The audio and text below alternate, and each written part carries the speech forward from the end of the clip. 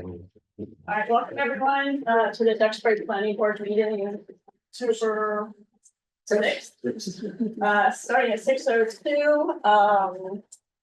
We have a board member on the line, so we will need somebody to read the disclosure, please. Who would like to do that? Yeah. Okay, go ahead.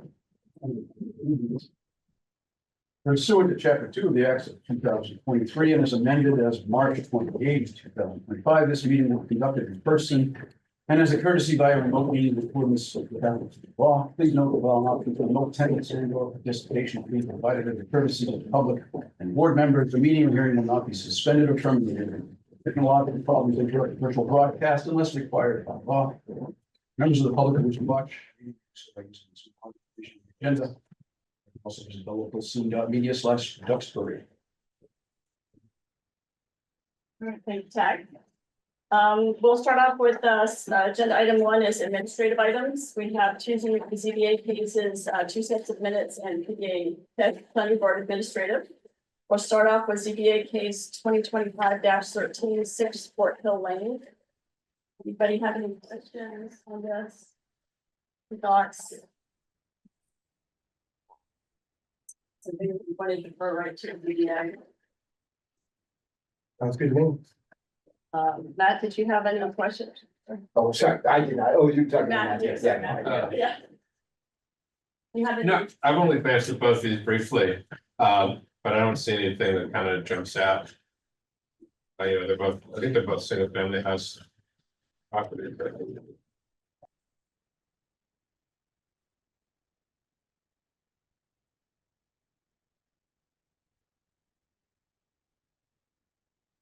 If he has any comments, I'll entertain a motion to defer this to the end. So moved. Second.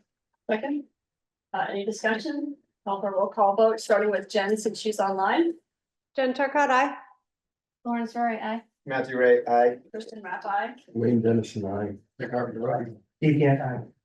Great, thank you. That motion passes. Next up, we have ZBA case 2025-16 for 28 White Street. Do we have any comments or questions from the board? And do we have anybody present for this property? I forgot to ask. No? No comments or questions? Matthew, anything? Okay. I'll entertain a motion to defer this to ZBA. So moved. Second. Thank you. Any discussion? Hearing none, we'll go ahead and do a roll call vote, starting with Jen. Jen Turcott, aye. Lawrence Roy, aye. Matthew Ray, aye. Kristen Rapp, aye. Wayne Dennison, aye. Nick Carpenter, aye. Steve Gant, aye. All right, motion carries. Thank you very much. Next up are minutes. Emily was able to get the minutes together for the last 2 meetings. In case, since the minutes for the 22nd just got dropped in our folder today, we can, if you want, we can hold off on that. Perhaps we just vote on the minutes from September 8th. Anybody have any comments? Edits? No, Emily, thank you. They're very thorough. That was a long one too. Thank you. It was 3 hours. I watched it. Yes. Do we have a motion to approve the minutes of September 28th? Sorry, September 8th. Second. Second. All right, any discussion? Hearing none, we'll call for a roll call vote, starting with Jen. Jen Turcott, aye. Lawrence Roy, aye. Matthew Ray, aye. Aye. Wayne Dennison, aye. Nick Carpenter, aye. Steve Gant, aye. That motion carries. Thank you. And we'll vote on the minutes on the 22nd. Great, thank you, Emily. Matthew, is there something that we were going to talk about in the PB administrative section? Something that was quick. Nothing really quick, I don't think. I mean, I've got a few things. Well, I guess maybe just these dates to keep in mind. I mean, I can mention these later now. So it's fine. Just for the budget and the finance committee. So the finance committee is meeting where they'll discuss the planning department's budget and a few other budgets too. It was originally scheduled for tomorrow, October 7th. It's been moved to next Tuesday, October 14th. I'll be there obviously to present to the finance committee. If any of you want to come, you know, it's obviously it's a public meeting. guess we probably want to avoid having 4 or more board members present. That seems not too likely. And that's pretty straightforward. And then obviously, if you know, the planning board will attend the select board meeting on November 17th. I guess we've covered that for a while to kind of discuss planning related items. I think especially envision Duxbury with the select board. And I guess you all, or we all may want to sort of do a little bit of strategizing for that at some point then earlier, maybe in early November. Okay, that sounds good. And Matthew, do we have a time for the FinCom meeting? Did they give you a slide yet? Oh, yeah, so it's 6:30. And I kind of, when I asked kind of a little more specifically, kind of got a vague answer.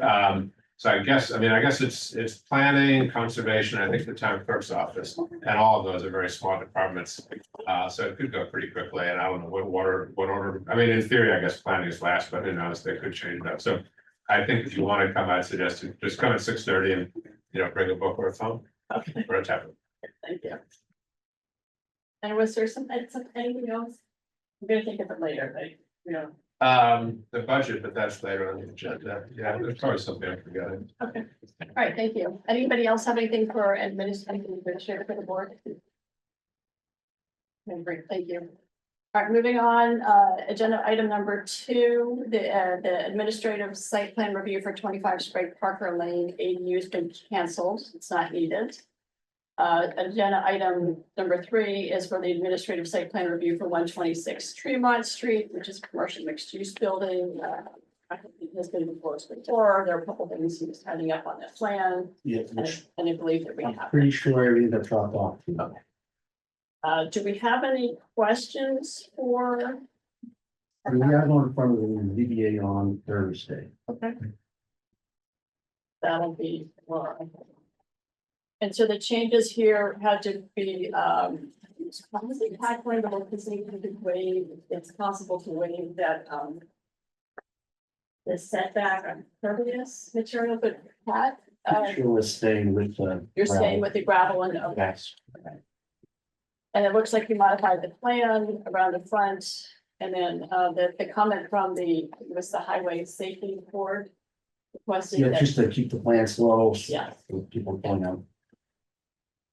are there any other changes you wanted to talk about? That's it. Anybody have any questions from the board? I did, Madam Chair, if I may, through you. I'm looking at sheet 3 of the plans that we have here, that were most recently submitted. And I didn't notice this before, but of course, the septic system, you've got the 2,000-gallon tank. And then you also have, I guess, what's the leaching field here. All of those are gonna be under the parking area, is that right? I'd have to look at it, but yes, that was. Which is 3? This is sheet 3 of 8 in the packet that we just received. Sheet 3 of it. I can give it to you. Okay. So you can see there's a 2,000-gallon tank right here. Yes, right there, and then your leaching field is over here. Yeah, so from here. Put up right here, but that's all gravel. That's all gravel, right? So that's parking and vehicular access is there, right? Okay, great. That's what I thought. So then I guess my question was, is there a designated weight limit of some kind? Since vehicles are going to be passing over that, so that you minimize the possibility of damage. So we have freedom question, but I don't have it with me tonight, Okay, but I can get it for you. okay. Yeah, or back to. Yeah, the tanks everything's rated for, vehicle loading. They're HS20 loading rated, so they are rated to be under parking areas. Okay. Good, thank you. Any other questions? All right, so I will entertain a motion to approve the site plan for 126 Tremont Street. So moved. We have a second? Second. Second, any discussion? Hearing none, we'll call for roll call votes, starting with Jen again. Turcott, I. Lawrence Roy, I. Matthew Ray, aye. Kristen Rabbi, Wayne doesn't seem to abstain. Heck on their own. Steve Gant, aye. thank you, Thank you very much. and good luck. Thank you. Yeah. Have a good day. All right, next up is a continued public hearing for 51 Wadsworth Road, but I believe we're missing some of the people. Is that correct?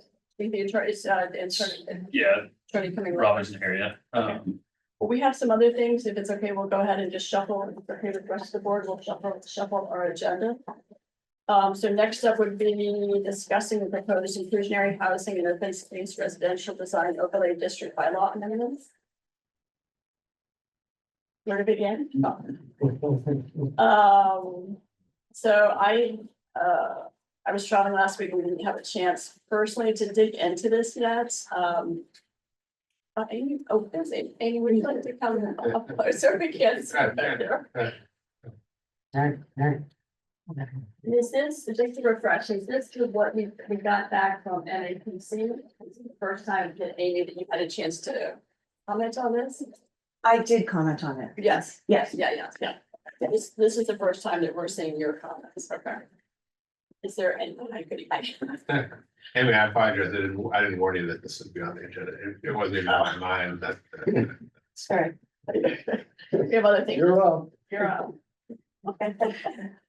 We have other things to talk about too, but since you're here, is there anything in particular that you'd like us to think about while we review this?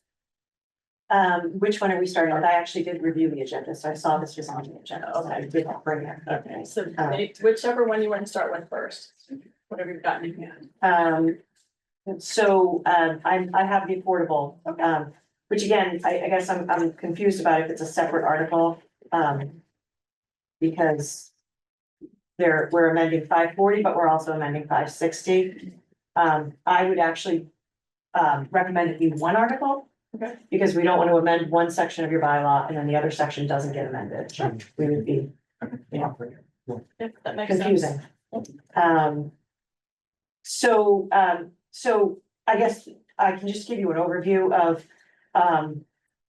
affordable inclusionary zoning or affordable housing zoning is that, there was a decision, back in 2024. It's a land court decision, so it's not, it doesn't have precedent, it doesn't really have, that much weight, but in that decision, Judge Rubin struck down an inclusionary zoning bylaw that required, affordable units for any development over 6 units. And, in fact, it could have been 10 units, I can't remember, it was, the town of Stoneham. But in any event, it was a conventional subdivision that didn't require a special permit or anything like that. So the Wall Street case is applied, which means if it's an as of right development, you cannot require affordable housing. So I do think that you guys are on your way to overcoming any ISOLA challenge, because you do have a density bonus. So provided that your affordable housing is tied to your density bonus, you should be fine with regard to that. So that is my first comment, is that it says that as a condition of utilizing the open space residential design overlay, any open space residential design development involving the creation of 6 or more lots or dwellings shall comply with provisions of 560. So I guess we have to figure out if we're going to require the inclusionary zoning with a cluster subdivision. And again, I do also think you could probably do that. We could probably withstand a challenge, because with a cluster subdivision, it is by special permit, you are allowing something different. It's not a conventional subdivision. And so that was my first comment on this. I changed all of the Department of Housing and Community Development to EHLC. And then it said that number 4 on section 560.3 applicability, number 4, it says, with the exception of conventional single-family subdivisions, I suggest that you also put in A&R lots there, because A&R lots, they're not actually, they're not an as of right, they're actually you just endorse them, you don't even really approve them. So those should probably go on there. And I don't understand why it says the planning board or the Board of Appeals. I think it should just be the planning board. That's very confusing. And then Well, I didn't think you're allowed to provide to grant special permits. Is that? Yes, you are. Oh, we are. So under 48, section 1A, special permit granting authority is defined as planning board, zoning board, and select board. You can. You just have to specify which board grants which permit. And that's actually, that's really it, for that one. So I guess that's a decision that this board has to make, is who's going to be the special permit granting authority. Do you have a recommendation? It's- Through the chair, do you have a recommendation? It's usually the planning board Okay. in these situations, yeah. You wouldn't mind going back to number 4, with the except where it says with the exception of conventional single family subdivisions, you're suggesting at the end and AR and A&R. That would just be one lot, right? So. No, somebody could bring in, 7 A&R lots, say they own a large lot on a public way. Okay. Or, or established way that's safe, they can come in with 7 A&R. Yeah, they can do it with one plan too. What happens if they come in with one, another? So that's where you have your no segmentation clause. Okay. So, but if they're not going to be, if A&R lots are gonna be exempt, you don't have to worry about that. Okay. The anti-segmentation clause is, I think in this one, it's 36 months. So if somebody comes in, 24. is it 24 months? Okay, it's either 24 or 6 or 36 months, look back. What would you recommend?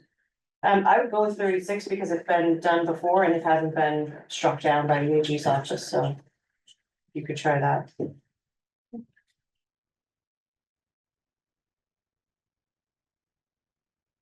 And then, on the OSR DOD.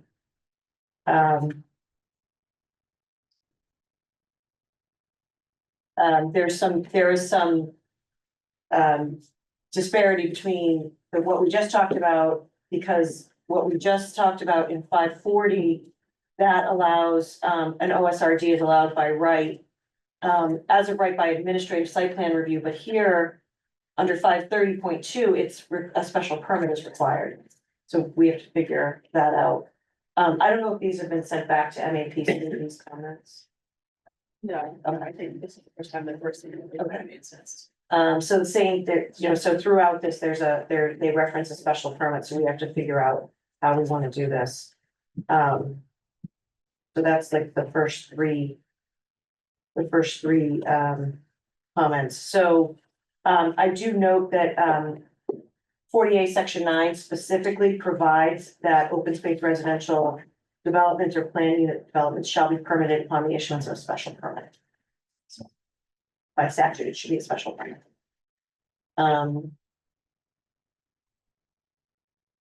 The definitions, you can leave the definitions in this section of the zoning bylaw, or you could put them in your definition section. For town meeting streamlined, I would just leave them in this section. So that we're not amending multiple sections of the zoning bylaw.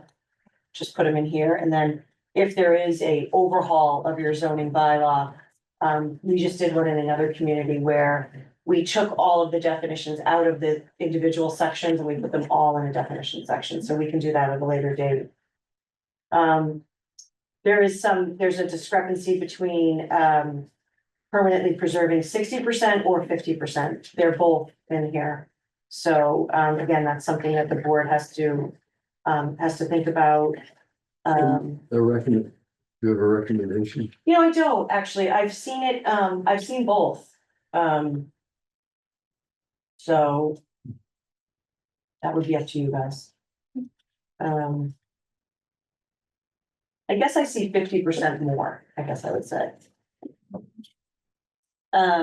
So there's, there's in here in a couple spots, I'm looking under secondary conservation area, the definition says, historic and archaeological sites, mature trees, scenic views, and existing dwellings of historic significance. There is no definition of historic significance.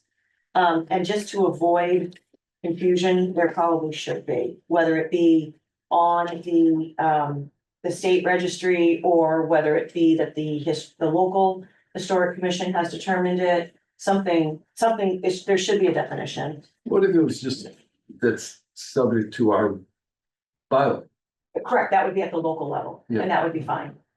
So it could be something, you're right, subject to your demolition delay bylaw. And then if we leave it generic enough like that, Yeah. then we don't have to Right. change it. Yeah, and that's a pretty finite definition, it's the year it was built. So. I didn't know if there was a scenic views map. And I didn't, if it does exist, who creates it? Is it town meeting, the planning board, staff? I went online, I searched the website, I did not find it. So, we might wanna, look at that. I suspect if you go back to MAPC on this might be a leftover from a previous town. Or there is one out there and I just couldn't find it online. Well, we had the subdivision on Franklin had to handle trees a certain way because it was a scenic roadway.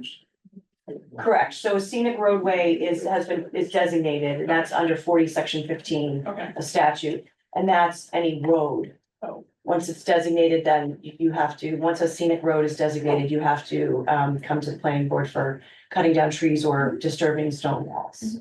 So this is a little bit different, this is a scenic views map, No, so. I know, none. I mean, in terms of the map, I recall from that hearing that all roads are classified as scenic roads. So you could say scenic views map is the road. But I'm thinking of the overlay district. That's the only map I'm aware of that lays out a scenic vista. Right, So there's one, that's where. yeah, we'd have to see what it's labeled as, maybe, I would think that is more of an overlay map. Yeah. But I guess we could look into that, but, or we could just go back to MAPC and ask where they got it from. So under applicability, it says that the open space that they include, they're subject to the requirements of the Duxbury subdivision rules and regulations.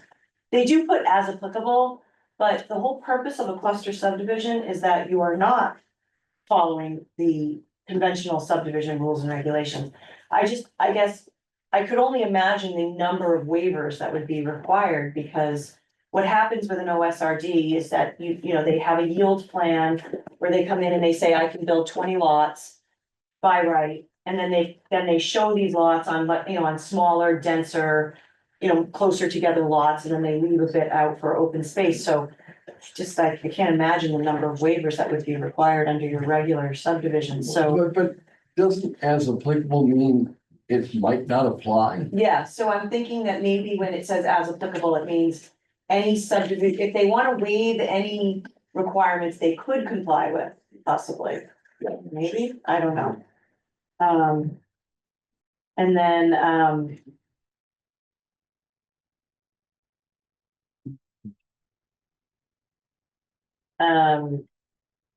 so what did my comment here, the proposal includes. Yeah, number 5, I don't understand what they're getting at there. Any proposal that requests a variance shall be subject to a special permit. You can't do that. So, Maybe it's state law about that. yeah, there is a 48 section 10. And then, you know, anytime there's language in a zoning bylaw that has to do with costs of applications or engineering or any, that's not part of a zoning bylaw. A zoning bylaw shouldn't have anything to do with costs or. And so that goes in the general bylaw, or where do you put it, or in This the? is, to minimize the applicant's cost of engineering or other technical experts. I mean, we would delete that. I'm recommending that we delete it.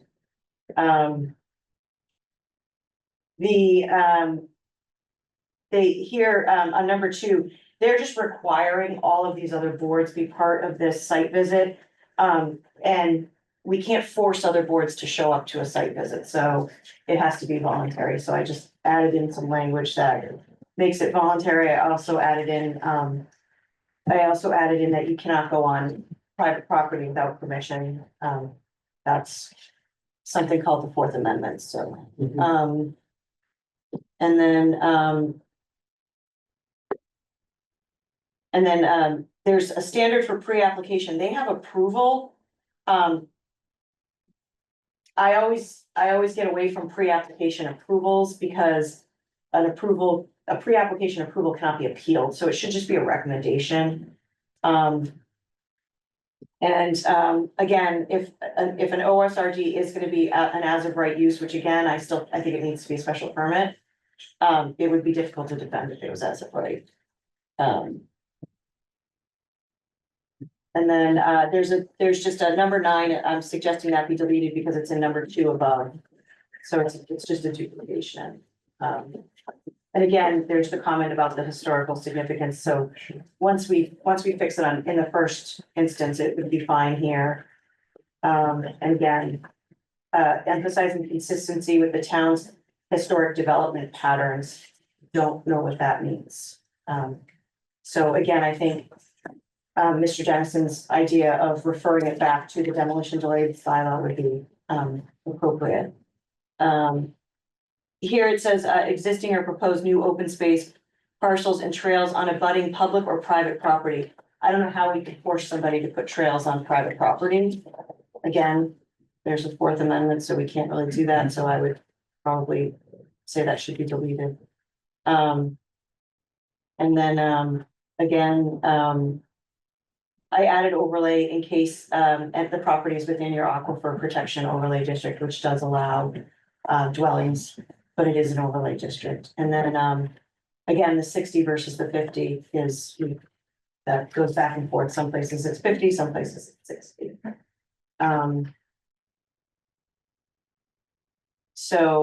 Again, the requirements listed herein are not meant to replace any of the requirements listed in section 615 or the Duxbury subdivision rules and regulations, but rather serve as supplemental documentation.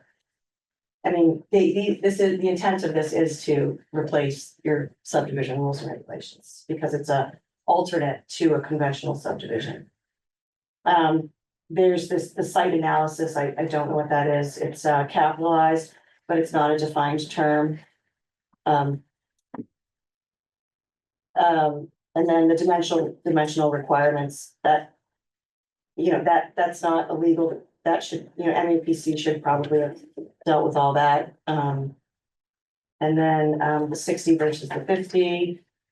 And then number 3, we go to, it's my comment number 26. That's the standard for variance, and by statute, the planning board is not allowed to grant variances. Only the zoning board of appeals can grant variances, so I would probably delete that whole thing. And then,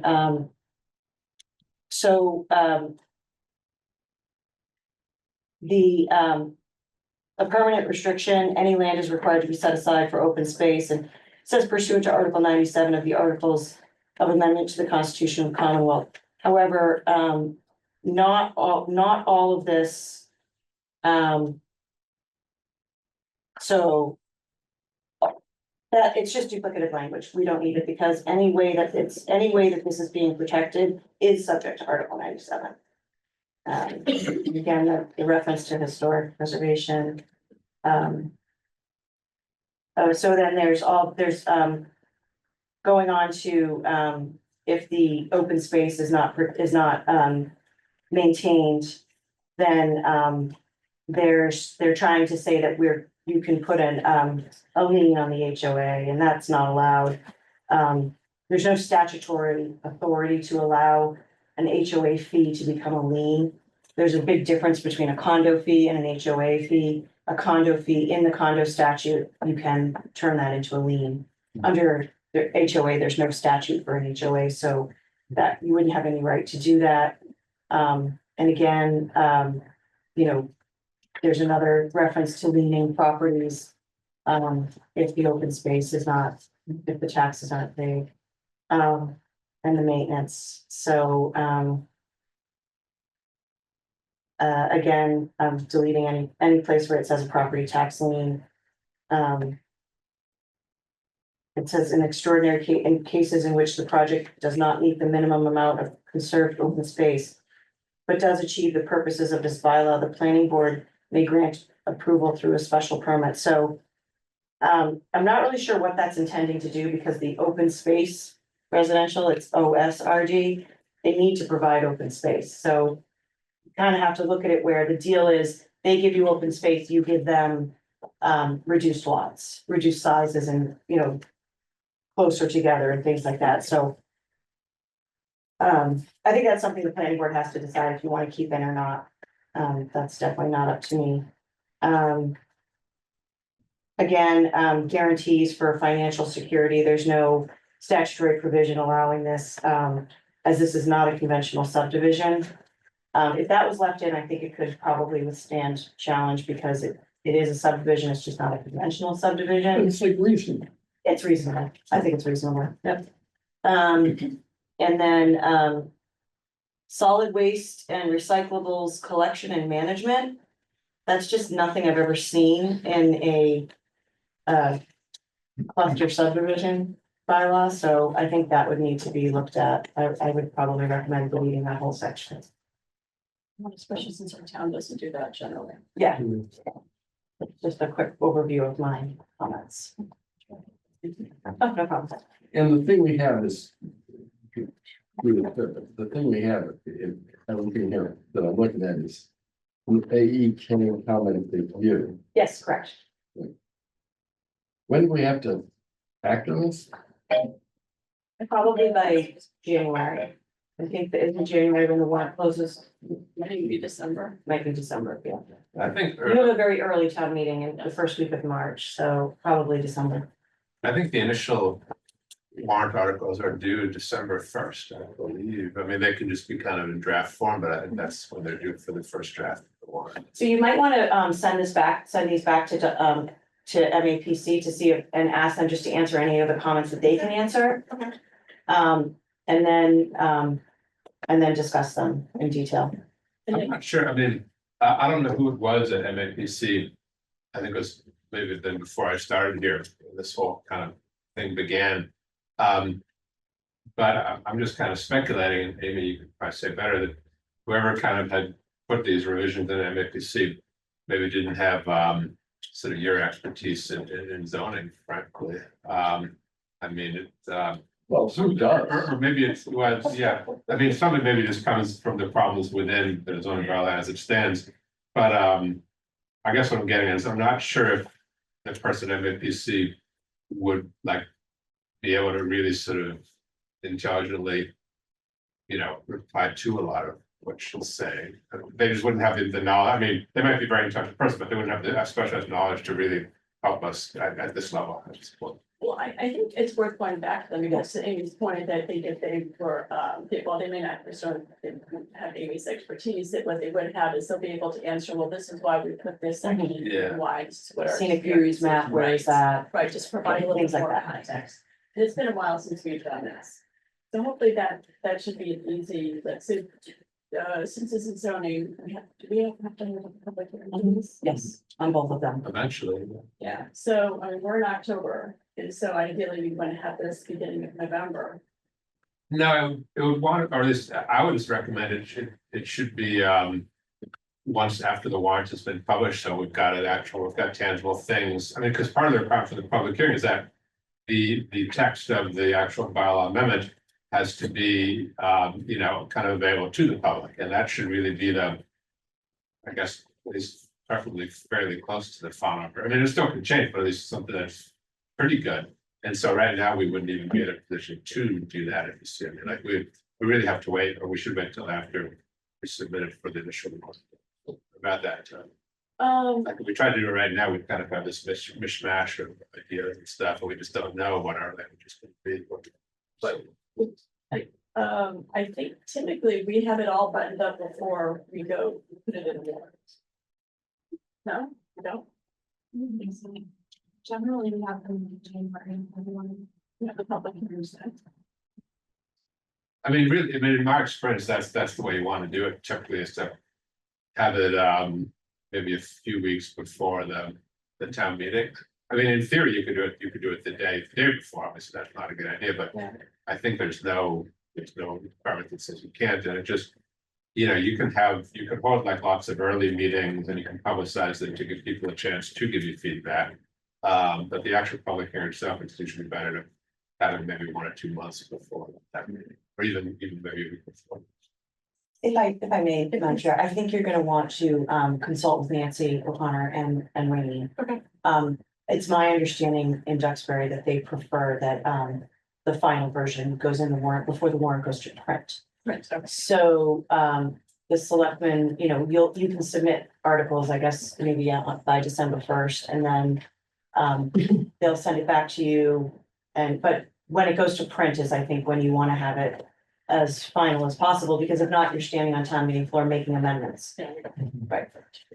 So, So Emily, could you and Matthew reach out to the two of them and find out what their timeline is, and then let's back into that and kind of figure out when we need to do our public hearings and when we want to have everything like that.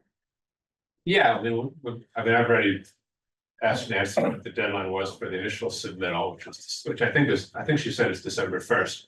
But I'm not sure, like at what point, from what I understand, it's often, sometimes those things are kind of placeholders in the sense that it might be the first draft. And then at what point, what you said, Amy, like at what point are they really getting into saying, okay, now we're gonna actually publish the final version of the warrant? And we really need it to be locked down, because I totally agree with what Amy said. I think everybody would agree, you know, we definitely don't want to be on the floor of town meeting for closing amendments. I mean, that's just a disaster. So really, you know, the final printed version of the warrant really has got to be our final version. But how all those deadlines works, the whole process will be, I don't know yet. If you can find out, then we can back into it and make the schedule, kind of like what we did with the MBTA and the ADU. That was actually really helpful, because otherwise the holidays and time slips by really quickly.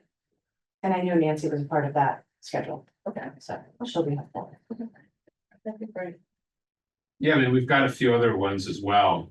And for some of those, especially with the recodification, we're kind of dependent on factors that are outside of my control. So we're just waiting with this one to some extent. So I'll do the best I can.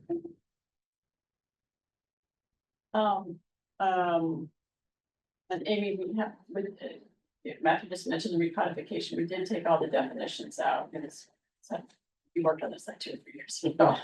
And we took the definitions out and put them into that. So then there's how do we dovetail these together? We just leave this as is. Yeah, I would, and then move it, if we have to move it as separate at another time meeting. Okay, we're just moving Another definition. So we're not changing, we'll just be moving the. Right. Because the problem is if one passes and the other doesn't pass, Yeah. we're stuck with a bylaw without definitions, or we're stuck with definition, you know, so.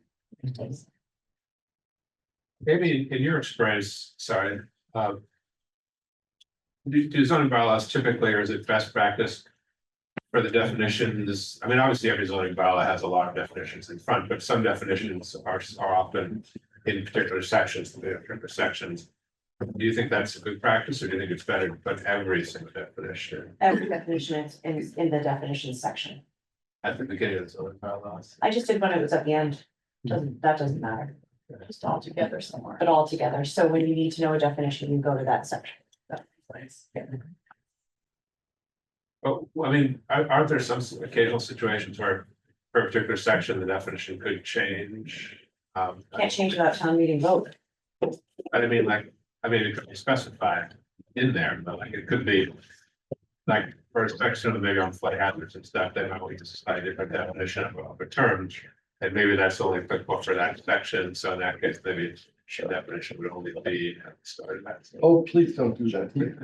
I might be getting some. Really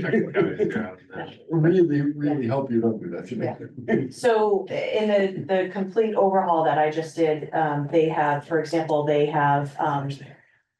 marijuana, I can't remember the heading of it, in the definition section, it says something about marijuana related definitions, I don't know. And then all of the marijuana definitions are in order underneath marijuana. And then, for the same thing with the flood hazard, the section of the bylaw that's required under FEMA and DCR, they have definitions that you have to have in your zoning bylaw, so those are under flood. That's something I can't remember exactly. But, so that's how it's done. Does anybody else have any other questions? All right, I did remember the one thing that I wanted to put on, so I wanted to bring up under the administrative, and that was the question about if the planning board received something that of attorney-client privilege. How and when do we decide if or not we want to make it no longer privileged? So so with regard to attorney-client privilege, I am the attorney, you are the client, the privilege lies with you. Okay. So you can give that information out to whomever you would like, whenever you would like. If that memo is discussed in a public meeting, it automatically becomes a public record at that point. So it's up to you. The reason why I put that in my email, not in the actual memo, the email was more of a summary of my memo. Okay. Trying to just get directly to the point. But So, your expectation is we're gonna release. of course, Okay. yes, of course. I mean, we have in the past, I don't think maybe I had not noticed that language before, so I wanted to check. Before we did it. Yeah. So with that, for the board, I wanted to make sure that everybody was comfortable sharing the memo, then, okay. Okay. By any chance, Matthew, if you have any comments? I do, yeah. Actually, Madam Chair, is it okay to go back to the previous topic of the inclusionary Oh, zoning? sure, I'm sorry, sure. That's- I mean, I guess just a larger comment here, and maybe Amy can chime in. I mean, as I understand it, we also have this residential conservation cluster provision in our zoning bylaws. And so maybe, we need to think just kind of in the bigger picture about all the different provisions. And then there's also plan development, of course, which, as I understand, has rarely been used in recent years. But just in the bigger picture, try to figure out what it is we really want to do as a town, and to kind of straighten all these things out and decide what are we trying to achieve, and what are the incentives we want to give to developers, or what are we actually aiming for here? And maybe one or the other needs to be maybe even clarified or deleted, perhaps. I don't know. It just seems like they're kind of different provision here, aiming for sort of the same thing, but not exactly. So that's just a larger, we don't have to discuss it further now, but just kind of maybe a larger thing to think about. Anything else? Anyone else? All right, thank you. So then you do have the copies, we have some copies of, so our applicant for 51 Wadsworth Road, you might be interested in the memo that our attorney shared with us, that we're going to share with you, and anybody else who's interested. So we bought copies. You're gonna share live, real time here? Yeah. Live, real time on paper. All right, speed round, okay. So Do you want to open the public hearing? do we need to do that to have that out? It's continued, but well, I wanted just to see, You can pass it out anytime you want, yeah, whether we open the public hearing. or not. that's my question, if we could pass it out, why don't we pass it out and go over the things on the budget, on the agenda, so you have time to. Yeah, we got 5 minutes. If there are any neighbors, if you're interested in reading it through, you're welcome to.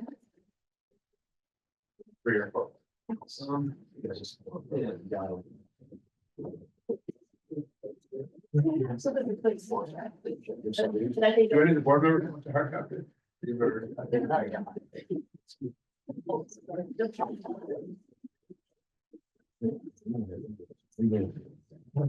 will read it.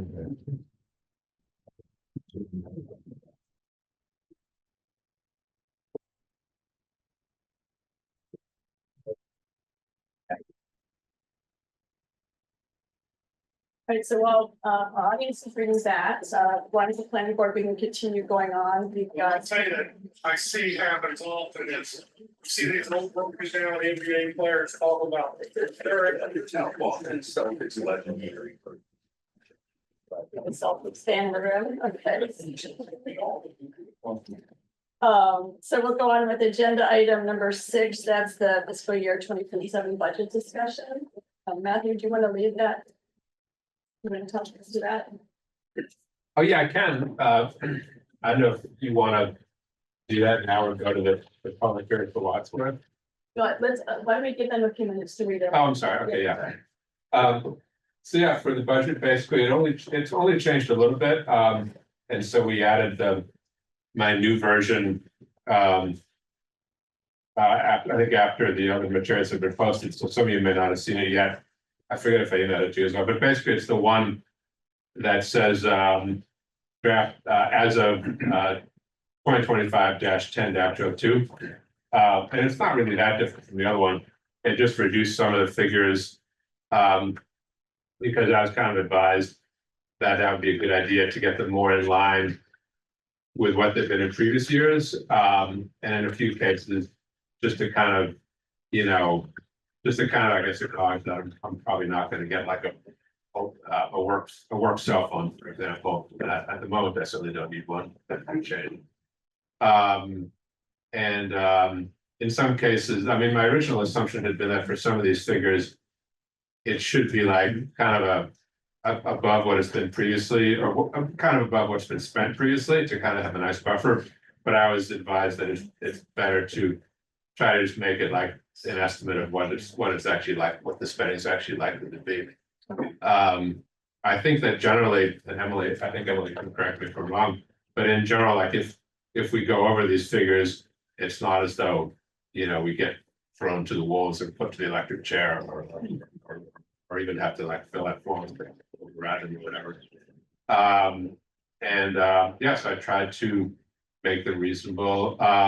You know, for the one, I mean, what's kind of helpful here, I think, is that it also has the figures for past years, both what was budgeted and what it actually was. And as you can see for other professional and technical services, that one's been a little bit kind of anomalous where they threw a lot of things in there that they didn't anticipate, especially in FY25. And so, but hopefully that won't happen again. And what was that? That 20, was that for our consultant? Yeah, I think that was primarily for the work on exit, the whole exit 20 engineering design and engineering work. And then also, I think the hazard mitigation plan. I'll think a little bit of general code, maybe one or two other things, but that was what it was primarily. So in a sense, you know, that account has kind of become sort of, it seems like it's become kind of an account where if they've got something that they have to spend and they don't have any other account, so any other kind of convenient account to use, they have to go through that. And so for the 6195, do we have a sense of what that might, what the need there would be? So that is basically, I think, is that for the general, apparently general code, they'll charge us $1,195 a year. Right. For them to kind of post the e-code on their website or our website or both. And for the services they do, not counting additional services, I guess. And so it's just basically 5,000 for town council's advice and assistance, plus the 1,195. I suspect actually, as I think about it more, I mean, how much we kind of call on town council varies so much from year to year. But I suspect that maybe won't be enough. But since that's what we requested for the current fiscal year, I feel like it would be a bit kind of presumptuous for me to have more. And then, maybe to about two other things. One was an assistant planner. One was $250,000 grant. And then another was maybe $20,000 for consulting fees. Yeah, so those are still there. On the 5D wish list, the final column there, the assistant planner's salary is shown. Okay, perfect. And then also down there, and it's about $89,000. Then down there is there's a little bit after requested under training and education. And then the other two for the 200,000 for Snug Harbor and the 20,000 for the consultant. Those are both under capital budgeting.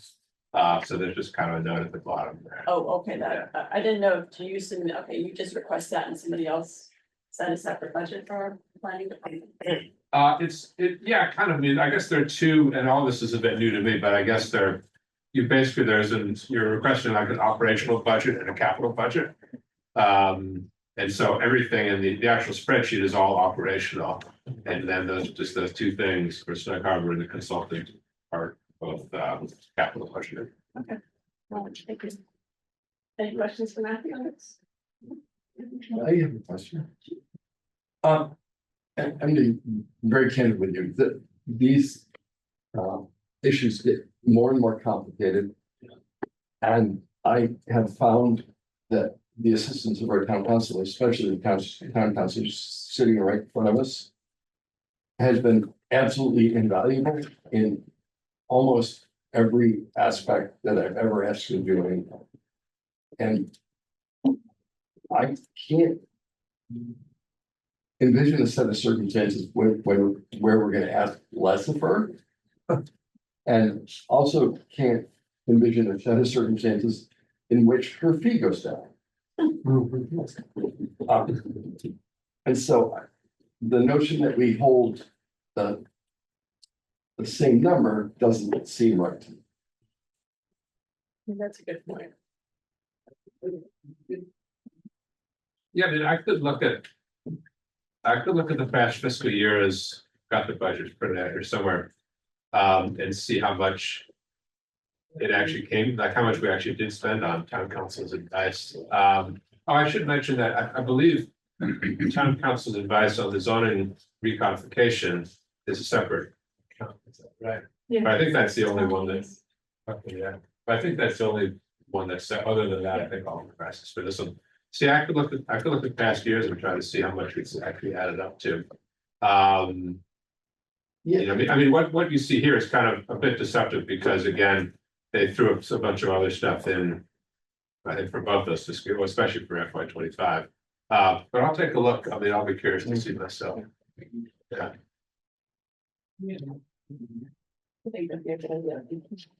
Any other thoughts, comments? All right, thank you, Matt, for working on that. All right, next up is the 2026 planning board schedule. Anybody have any thoughts on that? Emily, when would you like to us to finalize that? We've got a few more meetings, maybe like in November.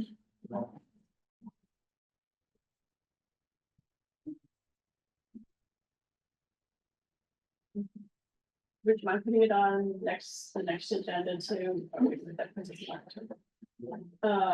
Yeah, put it on the next one. And everybody, if we could just look it over, see if there are any conflicts, if that works, and maybe we could just knock that out early. And there are changes, of course, that does happen. All right, thank you. All right, I think I covered everything else on the agenda except for the planning director's report. Matthew, do you want to do that now, or do you want to wait till after the we continue the public hearing?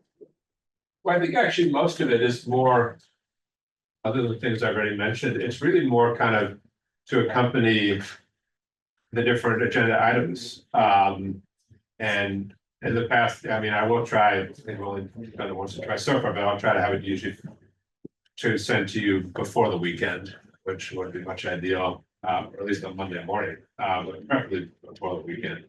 But so, yeah, for the most part, it's more to give you kind of the background information on the different agenda items. Obviously, a lot more detail than some of the others. And it may be sort of an ongoing process. You guys can give me feedback on what's more helpful than others. I mean, I'm not sure how much of my opinions and perspectives should I put in or not. For number 2, the 25 Spring Farm Land, I just kind of give a brief description of why that one was canceled, because you guys may want to know more about what the rules are we need to use, and I can explain that more verbally as well. It was actually kind of a good, I mean, it's a good thing. It makes it a little bit less work for us. And yeah, so forth. Yep, I think if you could have it by the weekend, that'd be really helpful. Because Yeah. I know that Mondays are really busy for me. If I get these on Mondays, it's really hard for me to absorb it before we get to the meeting. I know you've got a lot going on. Well, probably there was a thing where they were replacing the carpet in our Oh. offices. So I would have worked late on Friday, but they're kind of keeping us set right here. So yeah. That's a bonus. That's nice. Well, the result is pretty good, actually. It is an improvement. Oh, good. I'll have to check it out. All right, well, thank you. All right, go ahead. No, I think that's. All right, so without further ado, we'll go ahead and continue the public hearing. Sounds good. There's just a couple notes, they're gone. And the hallway. We're conferring on Amy's memo. Yeah, that's what I think. Anybody more need copies of? Amy's? Did you guys, Yeah, more. It's great. somebody want to signal to them? I'll just walk out and get them. Yeah. Feel all right.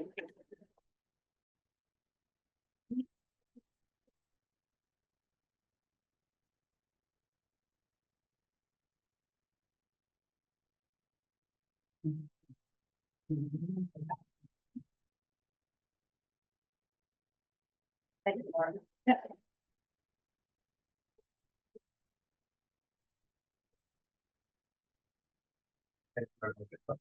Actually, I'll take them.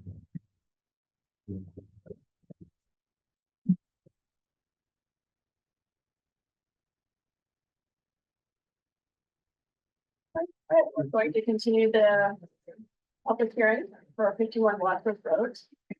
I'd like to open up with a couple of comments, let's kind of stay on track and figure out, just be aligned on what we're going to discuss tonight. So this is a proposal for a project with 2 lot subdivision on a property that is currently undeveloped and mostly forest.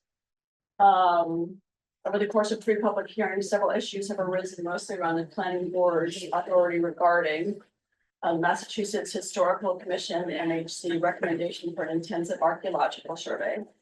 Second is the coastal bank line, and the third is the access point for individual lots. So in order to ensure that the board stays within its purview, we've consulted with town council and Russell KP Law for guidance. So the first thing I'd like to just address is regarding the Massachusetts Historical Commission's recommendation that the planning board require that the applicant perform an archaeological survey. It is so based on our attorney, our town council, it's clear that this does not fall within the legal authority of our legal authority to require this. The town council advised on September 17th that the applicant is not an agency or political subdivision of the Commonwealth.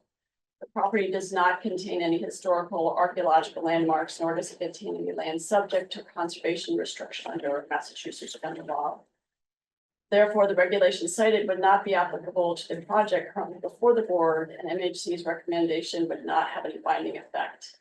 Given that the regulation under which MHC recommends archaeological surveys does not apply in this instance, the applicant is not subject to that requirement, to a requirement that it complete an archaeological survey.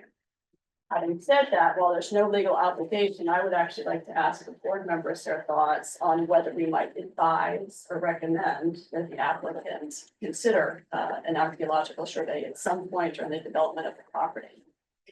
In a letter dated August 25th, the state archaeologist noted that the project area is known to contain pre-contact archaeological deposits and artifacts. As a new steward of this land, as a member of our community, we would like to ask the applicant to consider a survey that would benefit our current generation of those scholars. That's up for this.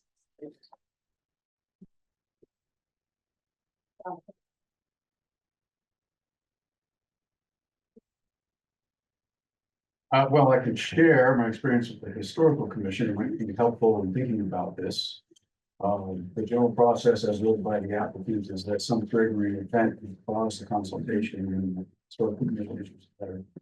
And if an archaeological survey is done, typically the objective is to determine whether the site retains archaeological integrity in place. It's the indication that there's actual knowledge available in the ground. And this is done in test pits, and they'll examine the materials found in their orientation within the earth. And if they have been disturbed, if the stratigraphy of the soil has been messed up, then if the land is disturbed, it does not retain archaeological value. So just off of that. So this site, we know it was used for business for many years. So it's really telling how much excavation has been done.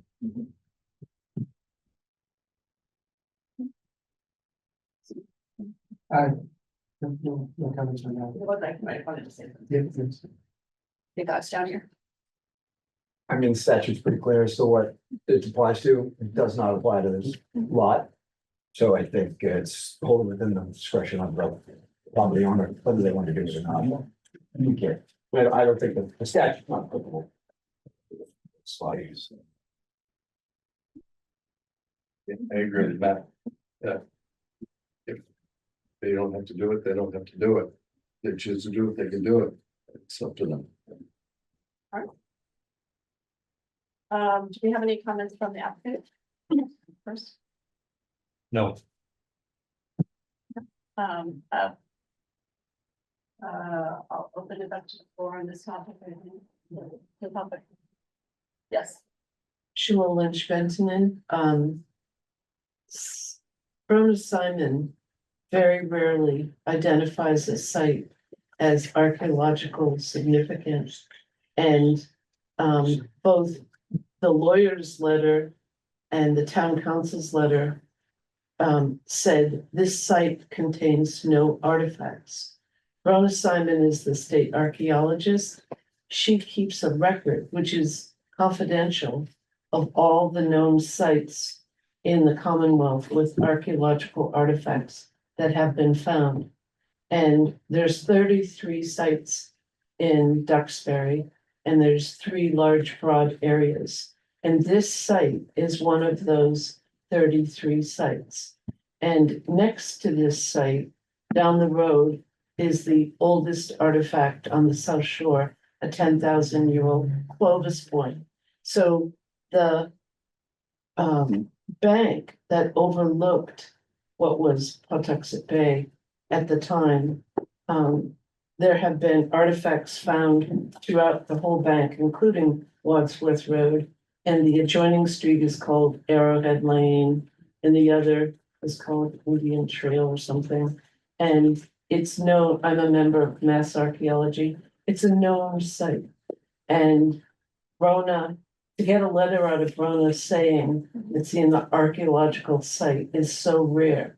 So I take offense to, I totally respect the town council and the client's lawyer and the client's work, but I think it's categorically false that both letters say no artifacts have been found here, when the state archaeologist clearly says in her letter that the site is of archaeological significance. So that's what triggers a planning board to consider asking for a review. So I would just like to point out that that statement, there are no artifacts on this site, written in 2 letters, is categorically false.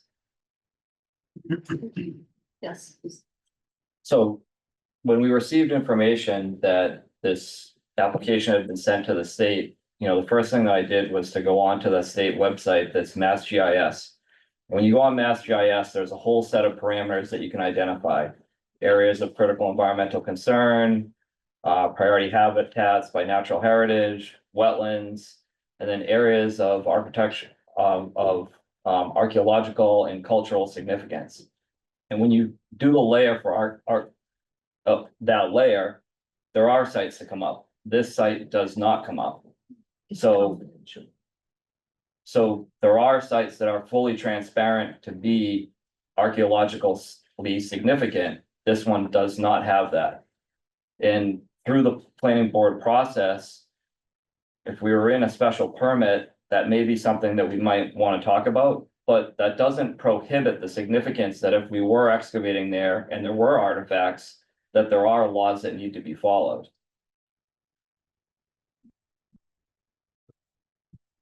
So I think what we've come to realize is that it's not our purview. We can't require anything.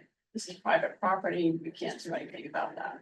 That's after the advice of council. So I just wanted to raise that here so that everybody understands that we did look into it. We did receive counsel on that, and that's the direction. It sounds like everybody's very comfortable with it, not offering any, just sticking to that. So that's the direction. Yeah, we're to go. Yes. I would like to disagree with your finding, and that there is archaeological artifacts that have been found. It's private, it's confidential that this site is a known site because they don't want artifact hunters going to it. And that it is within your purview to ask for a review, as has been done in other towns, when Brona Simon writes a letter saying that. So I totally disagree with your decision, and I just want to be on the record for that. And I appreciate that and I respect that, and it's really noted. Okay. All right, then the next thing I wanted to talk about was the coastal bank line. One of the requirements of the Duxbury Town rules and regulations governing the subdivision of land is to resolve issues raised by the town departments, abutters, the board's consultants, and the planning board director. Notably, we've held extensive discussions with all of these parties in regard to the coastal bank delineation on the proposed project plan over the course of our 3 public hearings. Town council has confirmed that if the planning board determines that the coastal bank is a wetland that is required to be shown on the plan, it should be delineated in accordance with the Mass DEP policy 92-1. Therefore, suggesting that the board's peer review engineer would confirm that delineation would meet the requirements of this policy for us. So Pat, I wanted to ask you if you've been able to confirm that this has been, that the professional land surveyor has properly followed this, the Mass DEP policy 92-1. If you know that, or if you're able to confirm that for us. Yeah, in my opinion, the coastal bank line that they show at the transects that they've delineated is correct, based on those transects. Now, I know that there is some question as to some of the topography on the adjacent property that they were unable to survey due to it being on adjacent property. But so I can't confirm anything over there, but for the transects that they've provided, it appears that it's delineated correctly. Does the board have any questions regarding that? I do. Through the chair. Wait a minute, so Pat, as I read DEP 92-1, there has to be delineation of the top of the coastal bank done in a particular way. And maybe I've missed it, but I don't see anything in the application that delineates the top of the coastal bank. And I would like to, quite frankly, acknowledge there were so many people in this town that have expertise and experience and knowledge. This letter from Michael Count in particular, I thought was very elucidating. Is there anything that reflects the top of the coastal bank in a way that comports with DEP regulations? Yes, and it's, I tried to explain it a little bit last meeting, but it's based on the topography and where the breaks in the topography are, where it changes from one slope to another slope. And on the profiles that they included on that coastal bank exhibit that they provided, I looked at those profiles and, you know, based on what I looked at and the figures that policy refers to for delineation of the coastal bank, it appears to me that where they have it is where it is based on those figures and the topography changes. Thank you. Any other questions? Yes, I did want to address town council president's memo here and again through the chair. And you did, you mentioned that you can kind of go through a couple of different steps here. You said if the planning board's interpretation is that vegetated wetlands are required to be shown on the plan to determine upland or lot area, the following steps need to be taken. The first is if the planning board interprets the section as applying to all vegetated wetlands on the definitive plans, whether it's in the conservation commission's jurisdiction or not, the next step here would be for the planning board to determine if a coastal bank is a quote vegetated wetland. And then you want to note that the term vegetated wetland is not defined. So I guess in order to determine this, or in order to make this determination, or to take this step, would the town have to define for ourselves what a vegetated wetland is before determination can be made regarding whether a coastal bank is a vegetated wetland?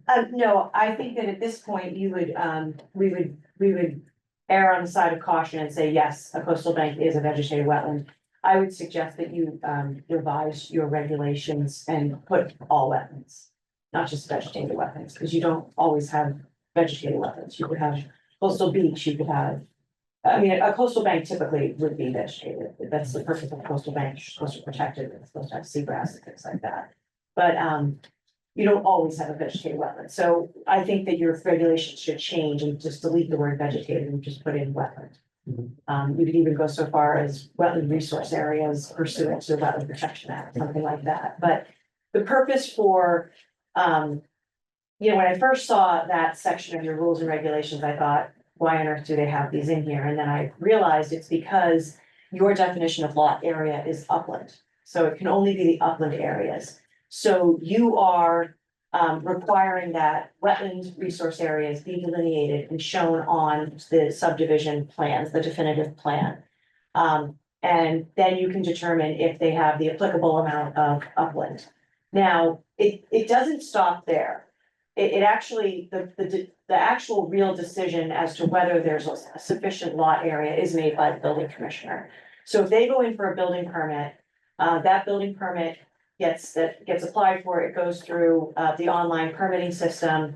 And the Conservation Commission, I spoke with Nancy today, the Conservation Commission, the Conservation Administrator will take a look at that. She'll run that through GIS and she'll confirm the wetlands, or she will say, no, these wetlands are completely off.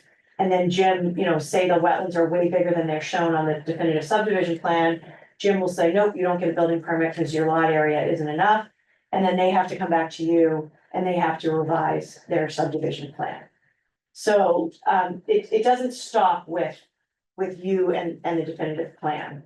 So but that is the reason why wetland lines are shown on your definitive plans. Not every town would require wetland delineation on plans. So I think for the sake of being all encompassing, we would consider the coastal bank a vegetated wetland. And then from that step, we then determine how is a coastal bank delineated. And Mr. Count is correct. A coastal bank is delineated pursuant to the DEP policy 92-1. And the policy is extremely technical. And so, but at the end of the policy, it says that all of these things have to be submitted to the Conservation Commission for the Conservation Commission to confirm the delineation. Well, that's where we have a problem, because the planning board cannot require the applicant to file with the Conservation Commission unless there's work within 100 feet of a wetland. Right now, there's no work within 100 feet of a wetland. That might not stay that way because they could be doing grading or a house or something that's not subject to the subdivision control law. That's subject to a building permit. So they might have to actually file with the commission, but right now they don't have to.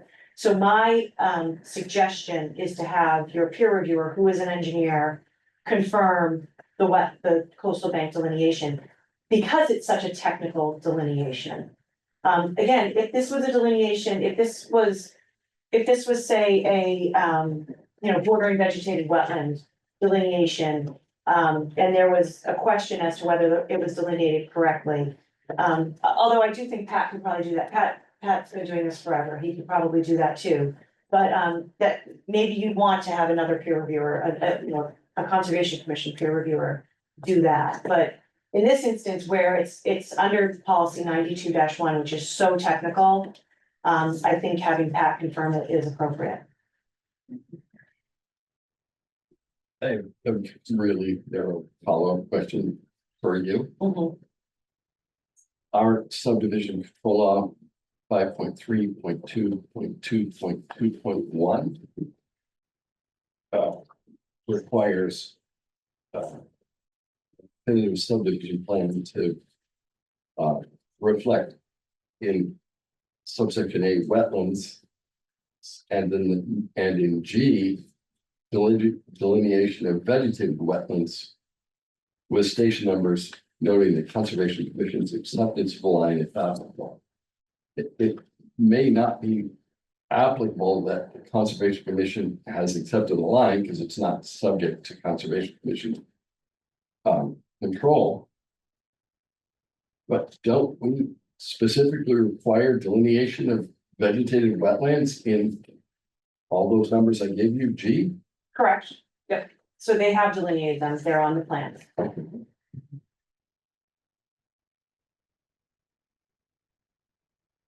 Any other questions, comments? I think, Mr. Count, I think one of, if I recall correctly, I think one of your concerns is you wanted to make sure there was enough uplands for the lot. Is that kind of the bottom line?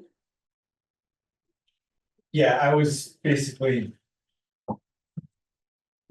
expressing that that is one of the board's concerns as a planning board. That, you know, the upland area is under your purview. So I think just if I could speak for a minute, just to kind of comment on what was just said. Briefly, I think policy 92.1 basically clarifies the definition of coastal bank. By providing guidance for identifying the top of coastal bank, which is currently, as Wayne Mr. Dennison stated, is not shown on the plan, nor is the 100-foot offset from that top coastal bank, which shows Concom jurisdiction. That has never been shown on the plan. We're still looking at a plan that does not show that. Pat, Candidly, that was exactly my question of Pat. Can I respond? sure, go ahead. I mean, the pink line of the coastal bank's been on the plan since the second revision. I don't know why we keep saying that it's not. The 100-foot offset is not. Not applicable to That's not planning required. regulations. There's no requirement that you put 100-foot buffer. Like all those sections are referenced under the Wetlands Protection Act, which are not. I think maybe we just need to clarify our terminology here. It sounds like what they're saying is that the term top of coastal bank has been used. It sounds like that means the same thing, but correct me if I'm wrong, as coastal bank line. Pat, is that true? That's correct. So maybe that's the answer to Wayne's question originally. Thank you. Yes, If you read 92.1. It says there must be an indication of which of the 5 diagrams mentioned above are representative of the site. So. Regardless of all the stuff we're talking about, that right there has not been shown on the plan. So the plans right now. Remember where you slice them, do not meet that policy 92.1. and it sounds like we're relying on our peer review, our peer engineer to review this, which he's done, and he believes that that we have the adequate information, and that the town council is now saying that it's advising that the building inspector will confirm all this. So I feel at this point, I'm comfortable with that process. Well, it does also say in order to accurately delineate a coastal bank, the following information should be submitted at a minimum to the Conservation Commission and the Department of Environmental Protection. Then it goes into all the things on the plan, including which of the 5 diagrams, averaging contours on the plan, resulting in accurate delineation. Therefore, it's strongly recommended that a follow-up field observation might be made to verify delineations made from engineering plan data. And as shown on the submitted plans. Has follow-up field observations been done by a peer review engineer? May I please interject here briefly, very briefly? Yeah. I don't think anywhere in the town of Duxbury's subdivision rules and regulations is there a cross-reference to DEP regulations. And what is before you, this petition isn't subject to DEP jurisdiction, so I just think we're getting really far afield citing some admittedly esoteric DEP criteria for evaluating something when it's not before the DEP and the subdivision rules and regs don't direct us to look to that regulation. That would be like me just picking out, I don't know, some dark sky provision, from that has nothing to do with this project. It's just not relevant. I think we're really losing the proverbial forest for the trees here. I understand that there's a really complicated calculation, but we don't need to go there. I think you've got everything you need from your peer review engineer and the four corners of the rules and regs, the subdivision rules and regs. Pat, is there anything else you'd like to say? Or add to this? No, not this. I did not feel verified either. I mean, that question was out there. I took the information that they provided and I reviewed that. That's what I did. Can I make a comment? Subdivision rule 3.2 specifically provides the board will not approve a subdivision plan unless the plan is in compliance with, and a long list of things, the laws of the Commonwealth of Massachusetts. Sure. As far as I know, the DEP regs are the laws of the Commonwealth of Massachusetts. I'd say they're a reg, and I don't think we don't comply. We certainly don't. There's no non-compliance here. That's the whole point. I mean, again, this is just someone is citing gratuitously some regs there's no reason to think we don't comply with these regs, and we're not subject to them. It's just like this historic commission going down a rabbit hole stuff. We can only talk about it so long. I mean, this is our fourth hearing talking about the coastal bank. If I You've may, had counsel, you've had peer review consultant, you've had all kinds of third party things. You don't need to take our word for it, but how long can we talk about this until you guys are comfortable?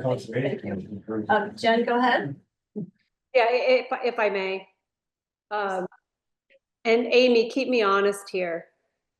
There's basically two steps to getting one or more structures on this property. The first step is under the jurisdiction of the planning board, which is this application that we have in front of us. All of the work associated with this application is not within the buffer zone of a resource area and is not subject to conservation approval. The second step is obtaining a building permit for one or more lots. If there is a conservation issue at that time, particularly on the lot to the right, as you look at the plan, the building inspector will trigger a conservation filing. Correct. That is my opinion, yes. So under the subdivision control law, you are looking at the lots, you are looking at the streets, and you are looking at the utilities. Basically the infrastructure. You are not looking at the placement of homes, the placement of swing sets, pools, whether those are within 100 feet of a wetland. That's up to the building inspector and conservation. Maybe I'm missing something. But as I read our subdivision control law, you can't have an application that doesn't reflect existing conditions, including wetlands. And including vegetated wetlands. I don't understand how we can approve a design and construction of this or the subdivision of the process if the existing plan does not adequately depict those, because those are part of our design standards. And we specifically say that we cannot failure to comply with the standards without the benefit of waiver shall be grounds for denial of the definitive plan. So if you don't give me an accurate wetland description that complies with state law, including DEP regulations, how in the world does this comply? Because is there evidence that it's not in compliance? Is there evidence that those delineations are not accurate? So, I mean, if we go to the policy, It says that, mapped on plans to a scale of not greater than 1 inch to 50 feet, plan view cross sections. They did provide you with with a cross section of of the bank. That is what your peer reviewer used. Perhaps, and again, I'm not an engineer, but perhaps they did not indicate which of the 5 diagrams they are representative of the site. They could do that right now. I'm assuming they have their engineer with them. The diagrams, that's the reason why, in my opinion, you are not, you cannot deny this because you cannot force them to go to, you cannot deny them because they're not going to conservation. And that's why I'm suggesting that your peer reviewer be the one that confirms the delineation. And again, the coastal bank, the policy number 92-1 is extremely technical. And it is based on those diagrams. When you go onto the DEP website, you go onto the policy, you click on the links and there's the 5 diagrams. And sounds to me like that's exactly what how he confirmed the delineation. So, I'm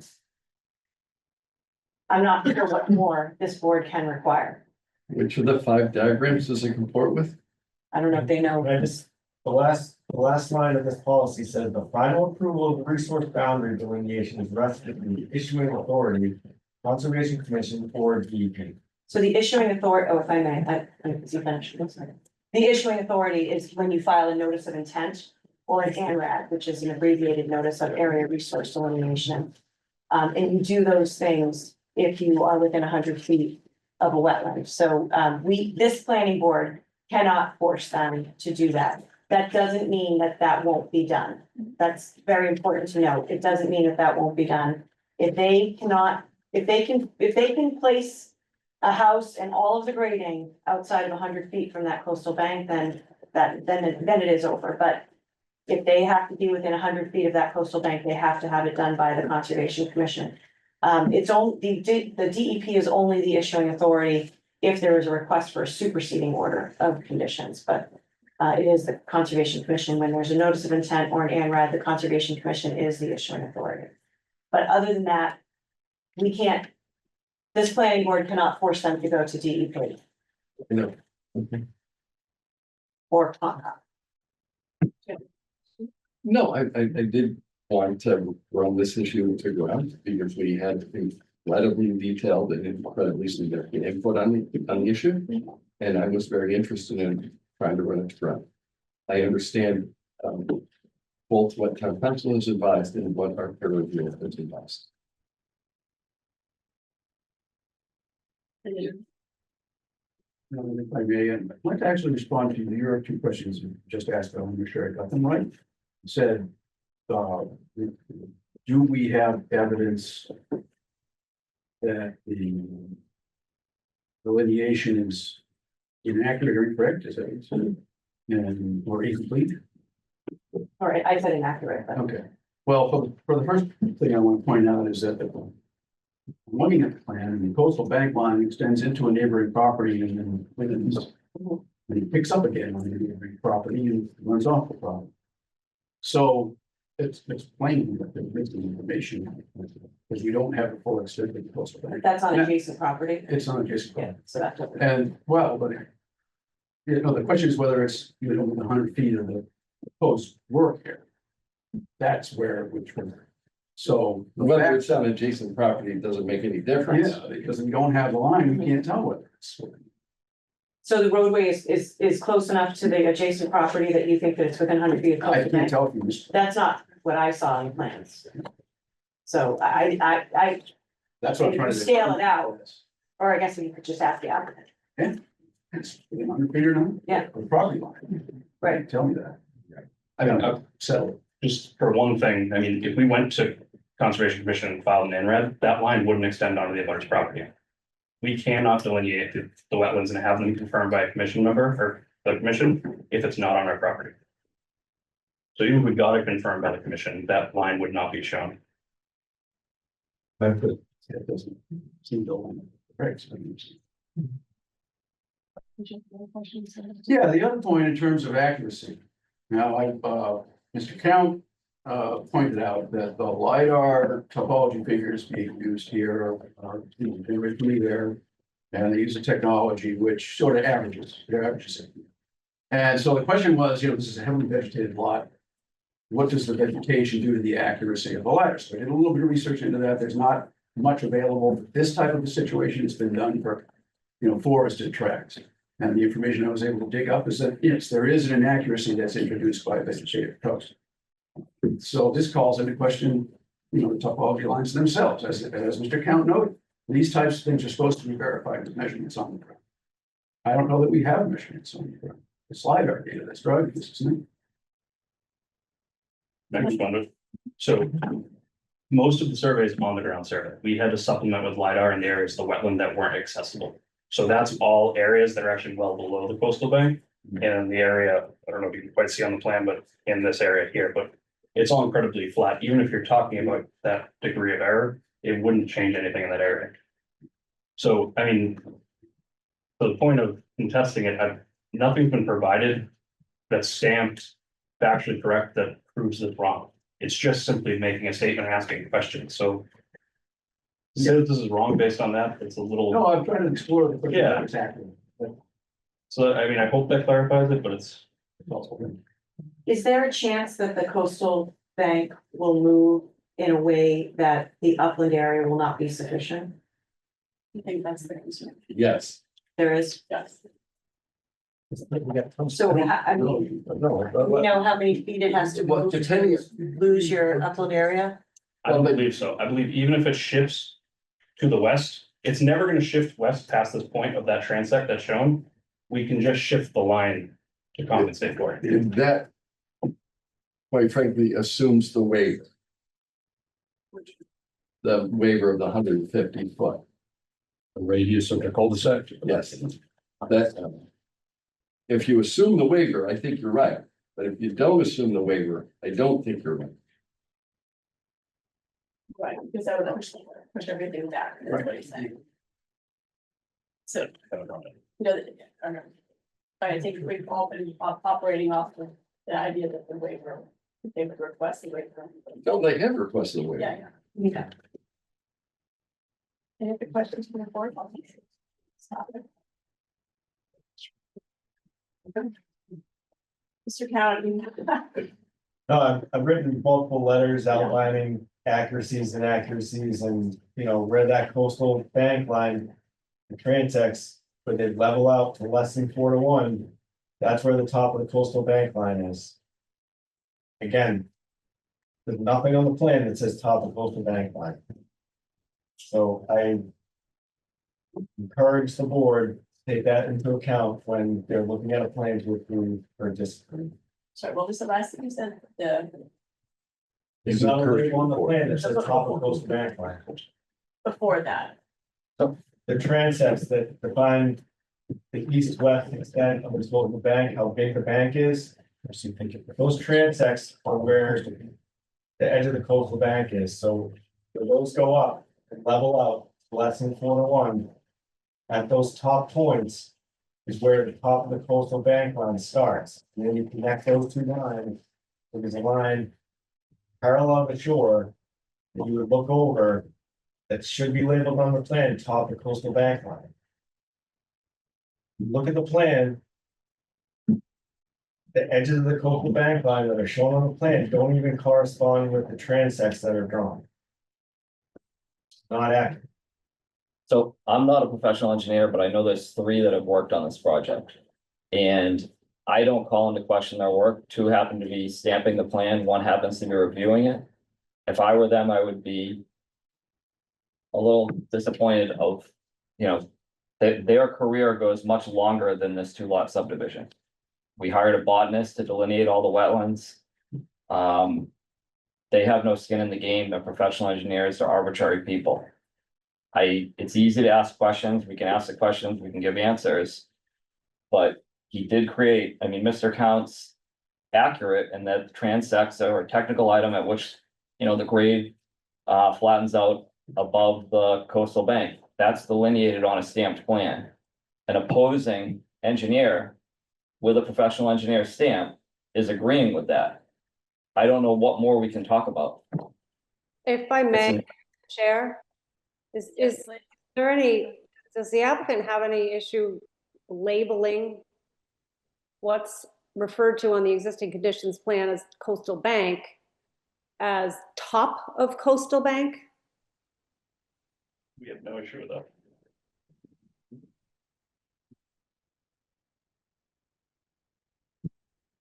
Did you hear him? I Lisa? hear him, no, I'm sorry. Yeah, we are fine with that. That is what that represents. Okay, that might clear up some confusion.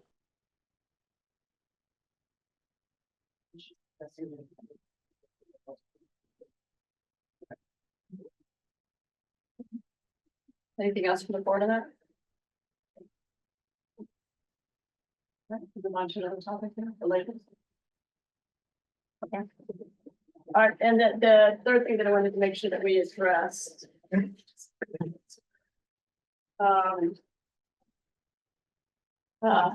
Is around the access points to the two lots. So this project is located on a lot that will require tree clearing and grading to install a way that meets the requirements of the zoning bylaw. After hearing from the butters and the applicant that they preferred access to the individual lots via quadrant instead of the proposed subdivision away. The applicant's attorney, Rob D'Ambruzzo, provided a memo to our town council outlining the request to waive the roadway construction. In the follow-up review, town council provided several bits of information for us.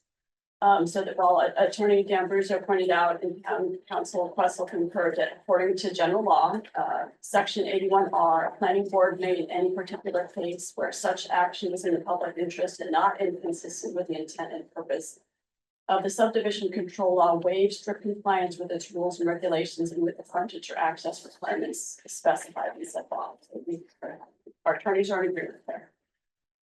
We're in agreement then that this does allow us to waive those frontage and access requirements. Here, though, our attorneys diverge. Town council states that, however, this does not allow the planning board to waive the requirements of the zoning bylaw enacted pursuant to general law for 40A. And indeed, it does not allow us to waive those requirements. So as much as I would like to see a less elaborate shared driveway, it appears that we may not have the mechanism to be able to do that. So I'd like to hear comments from the board. Thoughts? Yes. Zach? Happy to make a comment, please. The authority and purpose provision of the subdivision control law, our rules and regulations. Since the powers of this board under these rules and regulations shall be exercised to, among other things, ensure compliance with the protective bylaw. The protective bylaw sets forward that these particular parcels are not sufficiently large to permit 2 lots under existing zoning. However, our subdivision control rules and regulations also say, if you want to make a frontage waiver request, you need to submit a plan. This is under 8.0. That is consistent with a plan similar to an A&R plan, which I have never seen.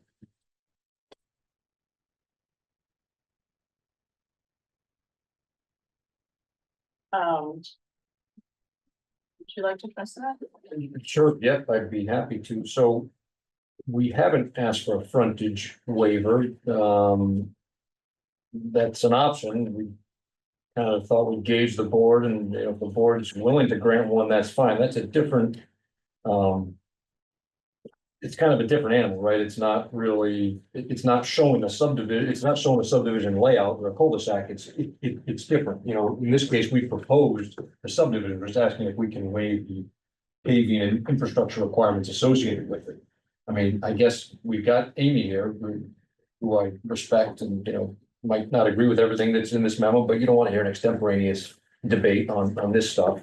We're just trying to do something that's best for the neighborhood, right? So, again, if you don't think that this gives you the latitude to do what we propose, and Amy thinks we can come in with a different application to waive frontage and the board wants to see that, we'll explore that. Maybe you can ask her, she's here.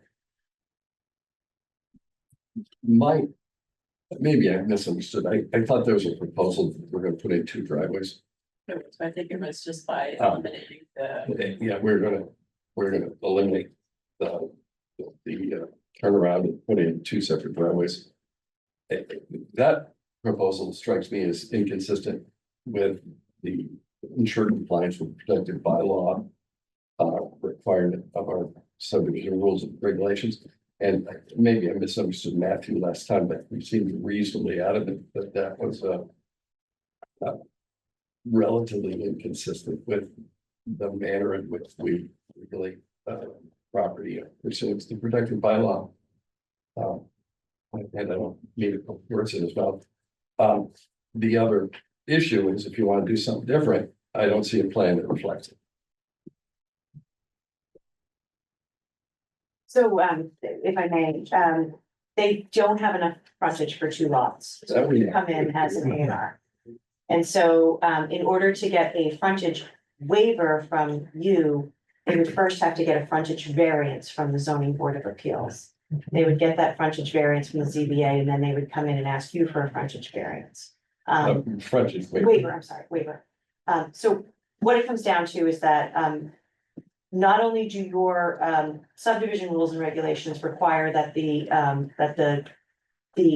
access be paved. The definition of frontage in the zoning bylaw requires that the access be paved, and therefore you are more than welcome to waive that under your subdivision rules and regulations. You cannot waive it under the zoning bylaw definition of frontage. And so that cul-de-sac has to be created. So, I'm not making anybody happy tonight, so unfortunately. but just, if I may, I mean, just one question, I'm not trying to second guess, well, I guess I am. Where does it mention pavement under the definition of street? It doesn't. So it's the definition of frontage, the rights of access in particular and potential vehicular access across the boundary to a potential building site. And the street has been determined by the planning board to provide adequate access. That's exactly what subdivision control is. You're coming in, you're proposing a subdivision roadway, and they have to show that that subdivision roadway provides adequate access. Potential vehicular access, no mention of paving. That's my point here. Again, if we're trying to make this work, I think that's what I would hang my hat on. That's the argument here. So you still have to create access, whether it's paved or not. Are you planning on not paving the 2 entries, the 2 driveways? I doubt it. No, those would be. That's what I'm saying. So, But not a requirement. Someone could have a crushed stone driveway. I don't know why we're caught up on pavement. Yeah, I mean, I think again, not to beat a dead horse, but it talks about rights of access and potential access. It defines street as, a way to provide access. It doesn't talk about paving or require tree clearing or paving. So I don't know how you're going to create the access without paving it the way that it's depicted on this plan. So Right here, it's, so let's just a simple hypothetical. Let's say we had a undeveloped lot. Does this lot before we put in subdivision? Are we gonna It has pose access. hypotheticals to town council off the top of our head? No. Well, I mean, I'm addressing this memo on the fly that I got 10 minutes ago, but this lot on Wadsworth Street, as it stands right now with no infrastructure, does it have access to Wadsworth Road? Wadsworth Road? It does, right? Because it's 1 lot. It has frontage for 1 house right now. Right, but it has access. this opinion was issued in writing on February 10th of 2025, which I know that Attorney D'Ambrosio received because he addressed it in his memo of September 29th or 30th. So my opinion has not changed. I cited most of the same. The only thing that's changed is that I found out that he's now proposing 2 driveways off of Wadsworth, which essentially is an A&R plan. It doesn't meet the requirements of an A&R plan, unfortunately, because I understand that that's what the abutters would want, that's what this board wants, but it doesn't work. We all agree that even once this infrastructure is built, each one of those lots still could have a driveway off of Wadsworth and never actually use the infrastructure that we're creating. Actually, I wanted to, sorry. Because we have access already. We have frontage on Wadsworth. I wanted to ask town council, sorry to jump in, but I wanted to, through the chair, ask town council that question, just out of curiosity, I guess. It seems like it's agreed that they do have to build, they do have to actually build this cul-de-sac road to meet the zoning bylaws requirement of having access. Which I completely agree with. I've kind of had that opinion pretty strongly from day one, as you know. I'm kind of appalled that it was never thought of otherwise, but in any case, so once they've built the cul-de-sac road, and so they've properly given themselves the proper frontage, the access that then gives them the proper frontage requirement of zone bylaws. Do they then have the right to build the driveways anywhere they want along the frontage, including along Wadsworth itself, as opposed to on the cul-de-sac? Because I would think from the town's point of view, it would certainly be in the town's interests to have one, what am I trying to say? To have one curb cut instead, yeah, sorry, thanks. To have one curb cut instead of 3 curb cuts. So, yeah. I don't know, I'd have to look at the zoning bylaw to determine curb cuts and if there's distances, sometimes there are. I just want to clear up one thing that somebody behind me said that they have frontage on Wadsworth, they do not. That, we have to make that clear, they have frontage for 1 lot on Wadsworth, not for 2. So they're doing an end run around the A&R. So we're fine with it. Again, we're trying to accommodate the neighbor's preference. There is no curb on that roadway, by the way, but you know, we're fine with it. We'll go back, we'll stick with the original plan. This was just to probe the possibility of doing something that the neighbors might prefer. So again, we're not trying to fight you on it. We're not trying to skirt the regs here. It's not, you know, something that is desirable to anyone except, I think, the neighbors. So that's fine. We're not here to bicker with the council or the board. So if the town council's opinion is how you want to go, and I wouldn't blame you, then we'll stick with the cul-de-sac. Any questions from the board?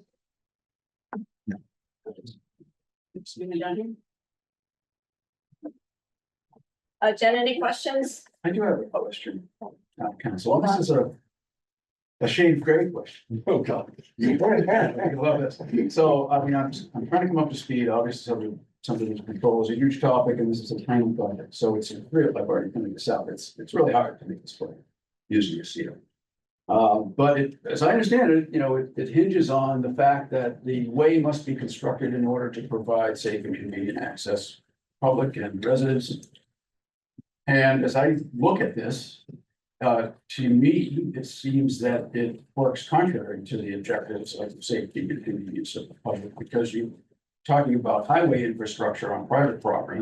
I mean, a guardrail is a piece of highway safety equipment. If you've ever been up close and personal with a guardrail, I can assure you it is anything but safe for pedestrians and bicyclists. So it's creating a danger by building this road, in my view. You know, Why is there a guardrail? Is it necessary? That's a big break. So that's great. That's not everyone is there. Not every situation will have a guardrail. It's in the right of way, it's not on the line. Yeah, the And- rail is needed, and it's a function of what the slope is beyond the pavement. So that's individual to the property. required for vehicular safety, but I'm making the point that it degrades persons. And in terms of convenience, you know, I see a large wastewater collection structure, which is going to require ongoing maintenance on the part of the HOA, and that certainly is anything but convenient. So I see this application kind of going against the grain. And that's with a waiver to reduce that impact of that construction. And we all agree that it's unhelpful, let's say, to have that be a requirement. I mean, if this is the state of law, that it requires industrial infrastructure on private property in order to subdivide, I think the law is, it's just not right. So I'm bringing up this question of what is the threshold for safety and convenience in the law? Because I'm certainly not qualified to make that judgment, but that's my sense of it. Are you aware of any places where this has been tested in terms of altering the grade in order to create a way and the hazards that are created by the construction? If they wanted to apply for a variance from the zoning board of appeals, they could apply for a variance arguing that site, that soil shape or topography is individual to this property and no other properties in the zoning district in which it lies. And that because of that soil shape or topography, one of the 3 or all 3 there's a significant hardship to the applicant and it does not derogate from the intent of the zoning bylaw, then they would be granted a variance. And then they would come back to you and they would have proposed a plan showing 2 driveways.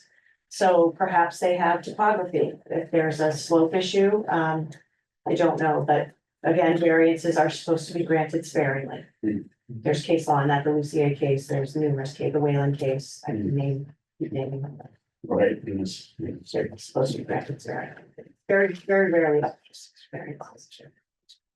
If challenged. The other thing possibly that could be waived, I don't know, I'd have to, again, get into it more technically, would be the industrial wastewater or whatever, the stormwater. Perhaps that could be waived, I don't know, I'd have to look at your, but I'm assuming if it could, they would have asked for it to be waived. Any other questions? Jen? Just a Oh, sorry, question go ahead. for the applicant. Just, Rob, are we saying that we're now going back to the paved street? I personally, I'm not inclined to give a variant, a frontage waiver for the 2 driveways. I think the easiest plan of attack here is to stick with the plan we have, but I just want some clarification for the Yeah, board. no, we'll throw in the towel. Like I said, we're not here to try to subvert the process. We thought it would be better. The neighbors seem to prefer it. If what we've heard and you're taking town council's guidance and that you don't have the discretion to do it, or you don't want to do it, then that's fine. It was just, again, something we thought people want us to explore, so we did. I just wanted to know where we've settled on the approach on the driveway. Jen, I'm sorry, I keep trying to ask you, is there anything that you, any other questions or thoughts you have? I don't have any further comment. All right, why don't you go, yes, sir? Paul Berger, engineer for the applicants. When you first came here in January, I explained to the board at that point in time that in the fall of last year, this same board, these same 7 members approved a 3-lot subdivision across the street from the fire station. Monsignor Glen Way. Okay? It has a common driveway going down with the subdivision control laws. It has a hammerhead down at the end of the 350, 400-foot driveway. And it has the same stormwater collection system that you see in front of you tonight. Okay, engineers like to work on plans that work. Okay, Mr. Brennan, your peer review engineer reviewed that plan just like you reviewed this plan. Okay, so obviously, in a separate light, I was involved with the soil testing across the way at Holy Family Church. That soil there is excellent for the stormwater collection. Back on August 22nd, Mr. Brennan, Lauren Hache, the Board of Health agent, Mr. Green and I were out there. We did 5 test holes on Mr. Pontiff's property. Excellent soil for Title 5. Okay, so when you characterize that, and you look at the stormwater collection system that's on the plan, that is definitely going to. Okay. We designed it for the 2, the 10, the 25, and the previous system. It's compliant. Okay, thank you. Can I respond to Mr. Brian? Please. I deeply respect Mr. Brian, to begin with. And quite frankly, the applicant who I have dealt with in multiple contexts and all of his professionals. I have a great respect for all of them. The fact that we did something once does not mean to me that we should persist in errors. And there is no precedent to the notion that we are going to continue to persist in a particular direction, unless we continue to persist in a direction that goes the wrong way. And so I fully acknowledge that we likely did something once that we are not going to revisit, but may well have been wrong.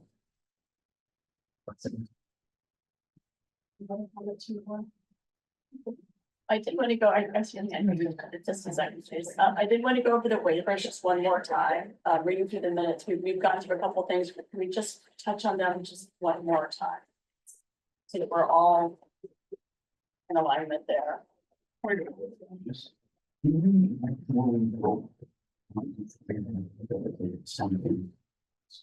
Yes. It's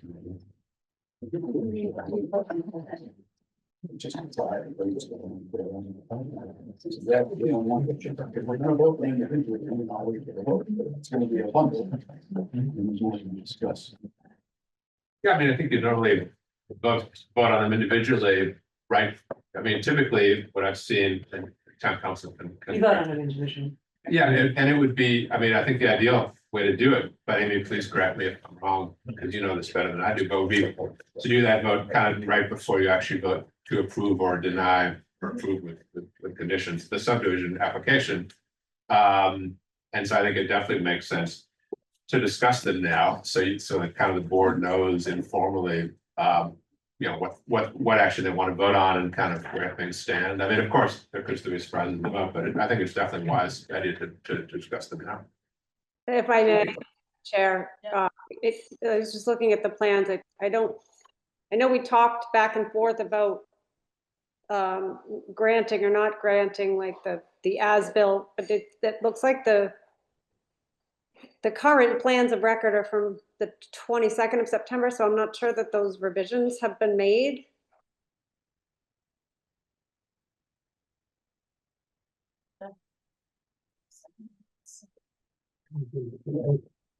Yes, sir.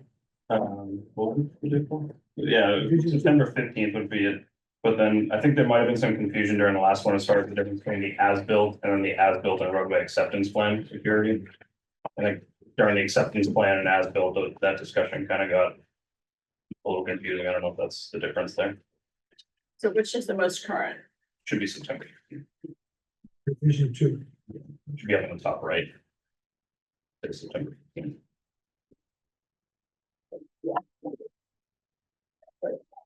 And Madam Chair, just before you vote, I don't know if you're heading toward a vote, can you tell me who's a voting member tonight? Who are voting members? Yeah, which of the folks seated here are voting?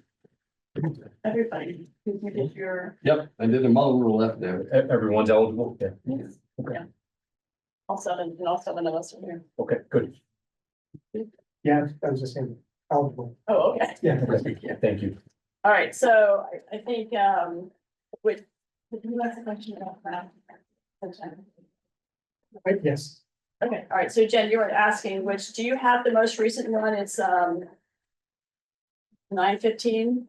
Yeah, that's what I'm looking at online, and just procedurally, I don't know if this makes sense or not, so I'll throw it out there as a question. In the past, we have closed the public hearing before reviewing and voting on any accepted waivers. I'm not sure that we want to do that in this case. If we do, would probably be the most efficient, but we'll leave it up to the rest of the board, just throwing it out there. Okay, so you're suggesting that we close before we do any discussion about. I'll finish the public commentary if there is any left, and then close the hearing and then decide as a board on the waiver and whether or not we're going to approve this application. And thank you. I think there was a question in the back. Yeah, can I just say something? Thanks. Can we just agree Madam that Chair, sir, your name? Yes. and- Greg Washburn, 50 Wadsworth Road, directly across from this plan, can we just agree that to compare the subdivision of the Surplus Street, the Nash subdivision, and Monsignor Way to this subdivision is insane. They are not even close to being similar. So they're very different. Okay. Both of the other subdivisions are level land and they're on scene. This, after 75 feet, drops down probably 50 feet to the bottom of the parcel of property. So I wish that we could just get that through. There's no comparison. They are so different. That's all. I agree with you. Thank you. Just wanted to share that for the record. Yes. I mean, it's like comparing giraffes to apples. I mean, it's great. Any more comments from the public? Yes, sir. Yeah, one of the gentlemen recently, Fred Barry from 65 Wadsworth, next, and about a lot to this one. One of the gentlemen earlier said, because we do this once, we don't have to do it again. It isn't what this board does, it's what the next board does, and the one after that, and the one after that as the decades go by. You establish a bad precedent and you live with it forever. Not this board, but future boards. And that's the real danger of bad decisions. Yeah, can I just raise an issue relative to what Jen Turkotson? Sure. We can't grant waivers unless we determine that they're in the public interest and consistent with the intent of the subdivision rules and regulations in the subdivision control law. That's 3.3 of our subdivision rules and regs. I don't know how we could determine whether they were in the public interest unless we permitted the public to comment. We're doing that. Any other comments? Sir? Live on, my name's Ron Kaufman. I live on Ocean Woods Drive. So we kind of back up to all of this. And I happen to be on the HOA board. We have a strand of sign towards the edge of our property. It says, these bordering wetlands are protected by state laws, local laws. No change or alteration is permitted without approval of the conservation Commission. All the stuff about building from the Wadsworth side's interesting. Gonna be quite an engineering feat to stick even one house down there. But I'm just concerned, whatever happens, it will slide into that ravine and affect what's happening throughout the entire. So to the extent that we listen to the August Town Council will explain all the intricacies of all the committees, something akin to a bowl of spaghetti.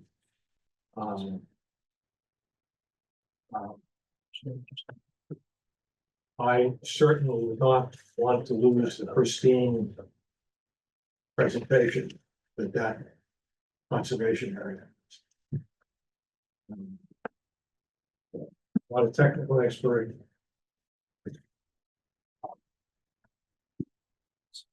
Retired naval officer.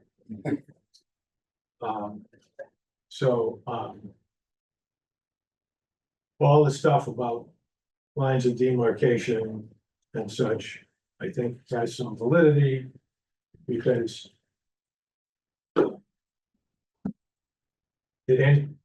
I'm sure you guys all have. Have you connected the dots? Have you walked so many yards back or up or down to confirm where you're going to try to put these buildings? The rest of the stuff is wish you a lot of luck in the winter trying to get up your driveway. Okay. Thank you. Thank you. Yes, Mr. Cowan? Yeah, I just want to piggyback on what Ron said. The uniqueness of the site, you know, when you look at the fetch from your toe of the coastal bank. Does anyone know what that length is? In miles, the open water fetch. They don't.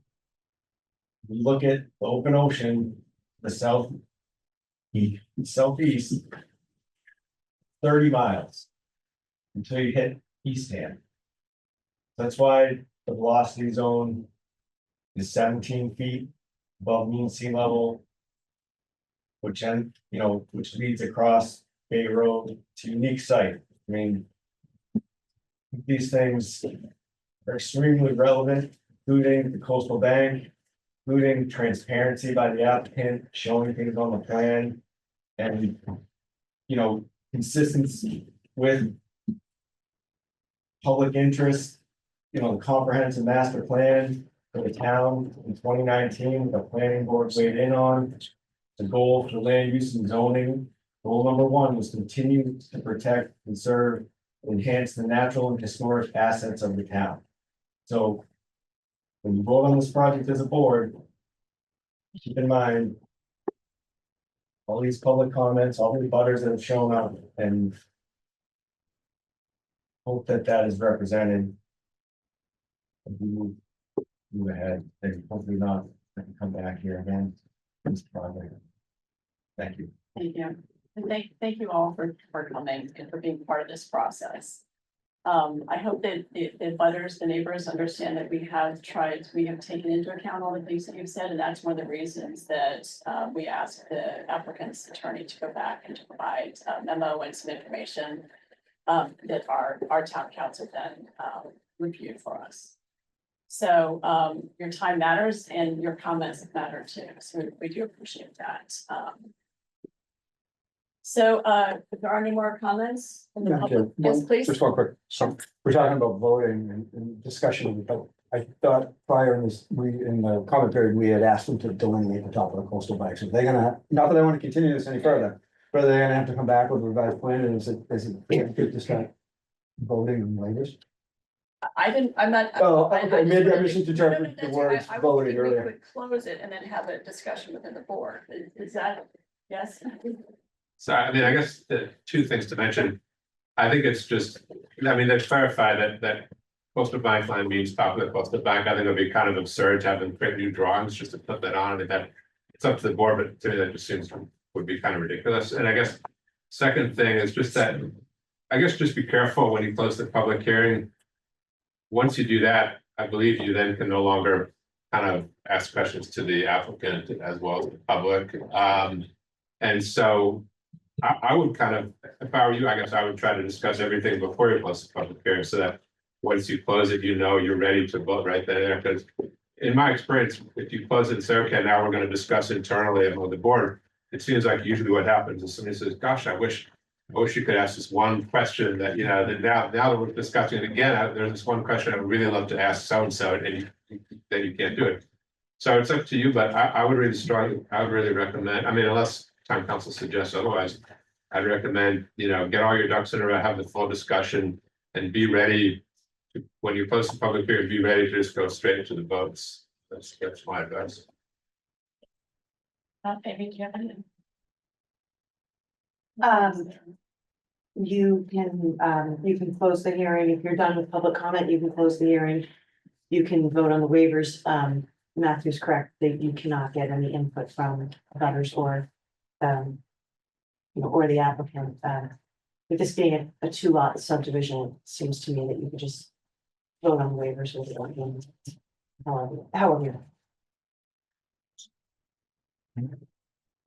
Board have any thoughts? My recollection was, maybe it was the September 8th public hearings, but Jennifer had asked that all the waivers be reflected in the plan. Yes. And so can we just go through the plan waivers? Yes, that's what it is. So are we okay if we can continue this conversation in the public hearing? Yes. Madam Chair, Yes. I respectfully request a 5-minute recess so we can talk with our client and counsel outside for 5 minutes. Sure. Thank you. Take 5-minute Thank you. recess.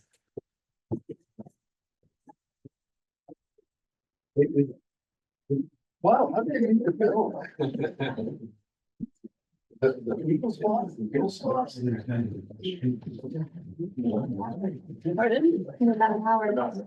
be back. Oh, you're gonna start again. One that Essex takes. We were traveling that station. What's the record for public continuing? It was that from, well, my iPad has died, so I can no longer. Your what? My iPad has died, I no longer pick up pull up the electronic plans. Then Dennis. Can we what? Just started making things up.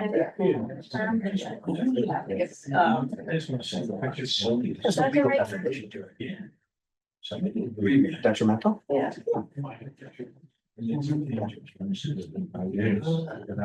I have a shit show going on. So we're anyway, just like that.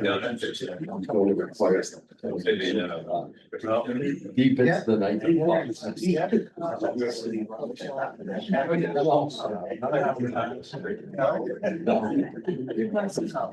That's what I'm trying to I had time to tomorrow after NBC, so we just found out yay.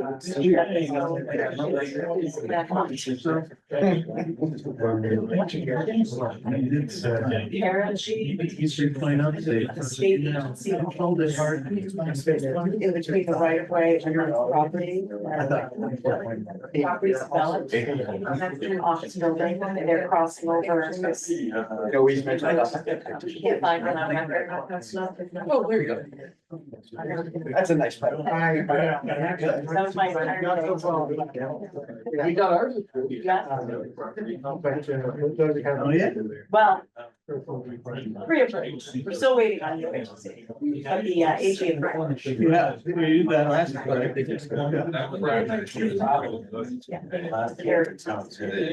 They're much easier to deal with now.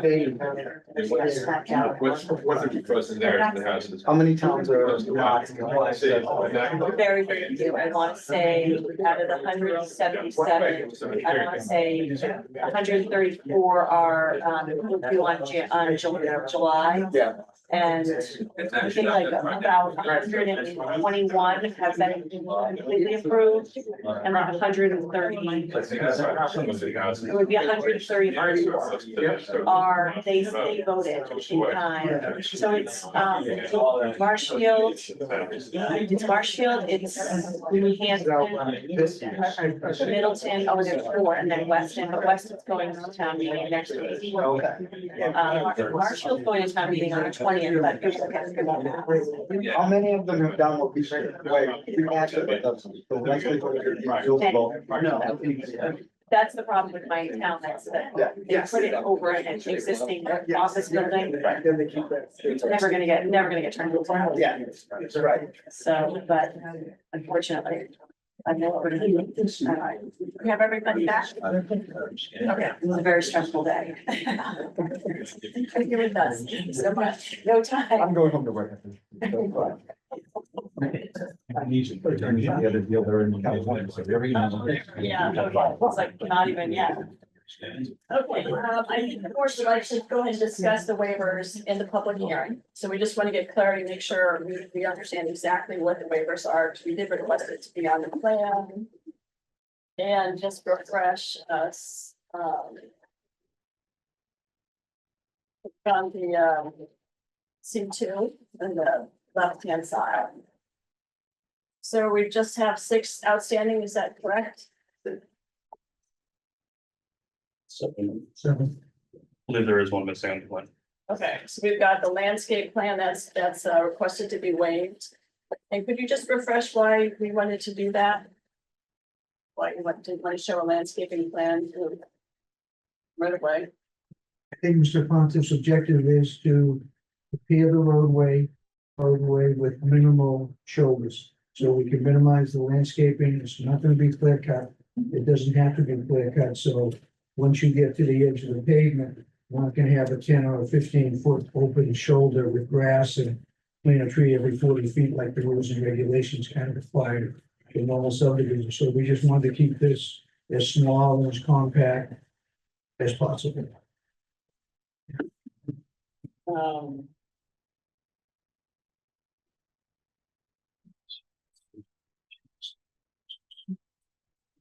I was just wondering if it would make sense to put any landscaping intentionally in front of the block wall. I don't know if the board has any. Up to now. So if I may, through the chair, the waiver simply states landscape plan. Yep.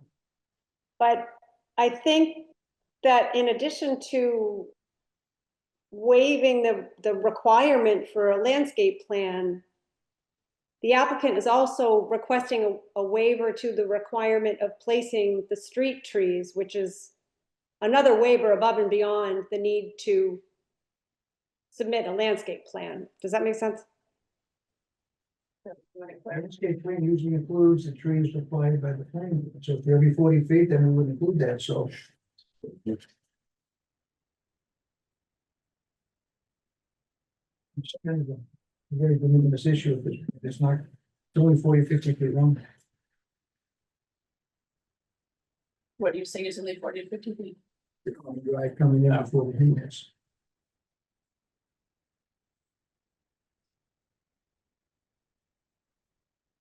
I think if I understood Jennifer correctly, I mean, are you, for this waiver, if it's just a waiver of, if they're just requesting a waiver of the requirement to submit the landscape plan, it seems like the issue of whether they can get an exception from the requirement to plant the trees every 40 feet or whatever it is, seems like that does seem like it's a separate issue that would need a separate waiver. So I think if I understood Jennifer Turco correctly, I think, yeah, it sounds like we need another waiver.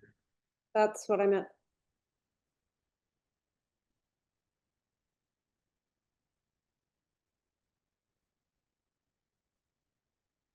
Be the purpose of the landscaping plan if it was separate from the tree of 40 feet. Okay, I found this on the web, so what should be the purpose of the landscaping?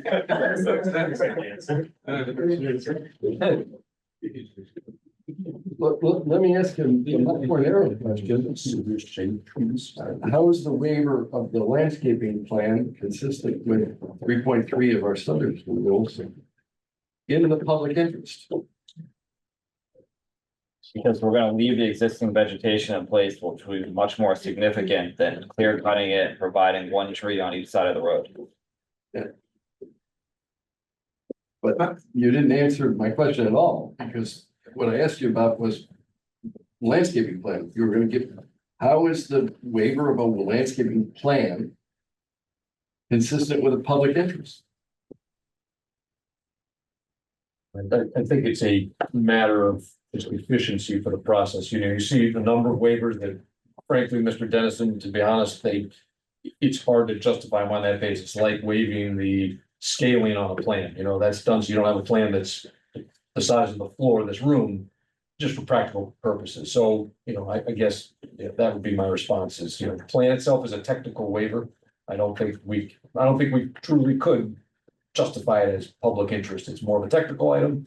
Doesn't seem necessary for a small project like this. Thank you, and I appreciate the candor there response.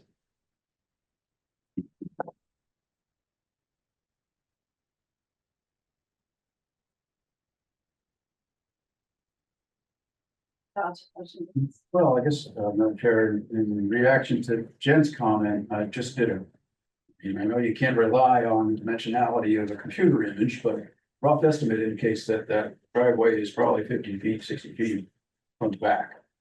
What it looks to me. So if we're talking about a requirement for a tree every 40 feet, it seems like it would be there. Since you brought it up. If I may, through the chair, so there's 257 feet of frontage on one lot and 245 on the other, right?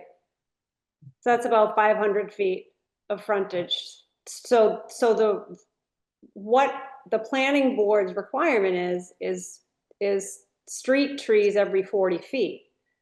So by rough numbers, 502 feet of frontage divided by 40 feet spacing between trees is 12-ish trees.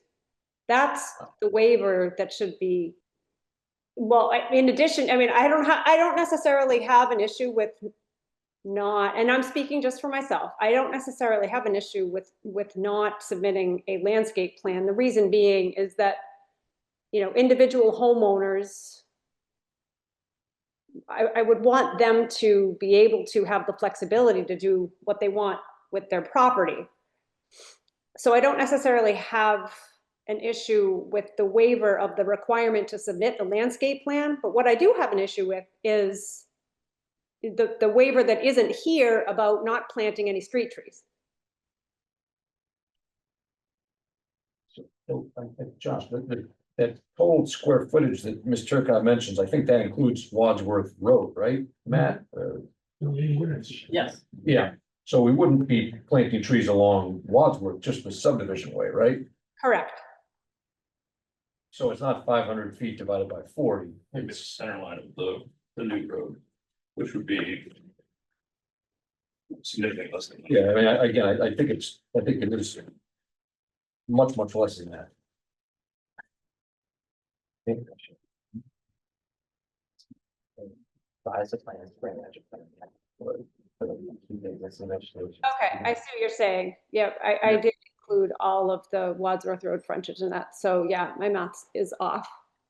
That's okay. I'm no engineer, but I think the larger issue though is, and we talked about this last year, and we were trying to bring the edge of clearing in to avoid taking too many trees out. And I think Eric kind of mentioned that. I mean, we napalm this thing and we turn it into a field and then plant trees. Is that better aesthetically or for community or for the people that are gonna live here? I mean, again, if you guys want us to do that, I guess it's your discretion, but that's not really what we talked about to date. And I thought there was good reason that we presented, and didn't seem to object to previously. So I kind of feel like we're one step forward, two steps back with this discussion.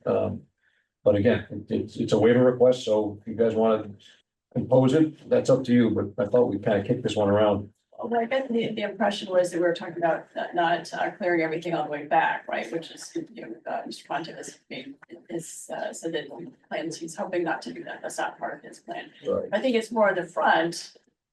Why wouldn't we require just some trees? Because we'd have to clear more area to create space to plant the trees, because if we, right now, if we're only clearing roughly just a little bit beyond the edge of pavement, there's not much there, right? We've got that nice natural buffer. If you want trees, we've got to give them sunlight and space. You can't just plant one right touching the tree line, right? So we've got to bring it out further. So I think, am I misspeaking here, guys? I'm not the landscape architect. Jen may be asking, do we need to include this now on the list? Well, I mean, yeah, but if they want to grant it to them, I might as well, so again, if we're asking for a separate waiver of street trees here, I guess, Well, through the. I think you need to request the waiver for installing street trees, to putting, the waiver of a landscape plan is not, it's not clear what you're asking for, if that makes sense. And just to build on Jen's point, 3.3 of our rules and regulations says all requests for waivers of compliance will be in writing and specify the section of the subdivision rules and regulations for which the waiver is requested. The notion that you're requesting a waiver from a landscape plan does not, in my mind, raise the question of whether you're waiving the requirement of street trees. And if I may, through the chair, I would apply the same statement to all of the waivers that are on here. They're not, I feel that they're not specific enough. So also on the plan, it says 5.3 landscape plan. 5.3 is the definitive plan requirements. But the list that was dated June 6th, the waiver list, appears that he's asking for a waiver from section 11.0, and there's no 11.0 listed on that plan. It's 5.3.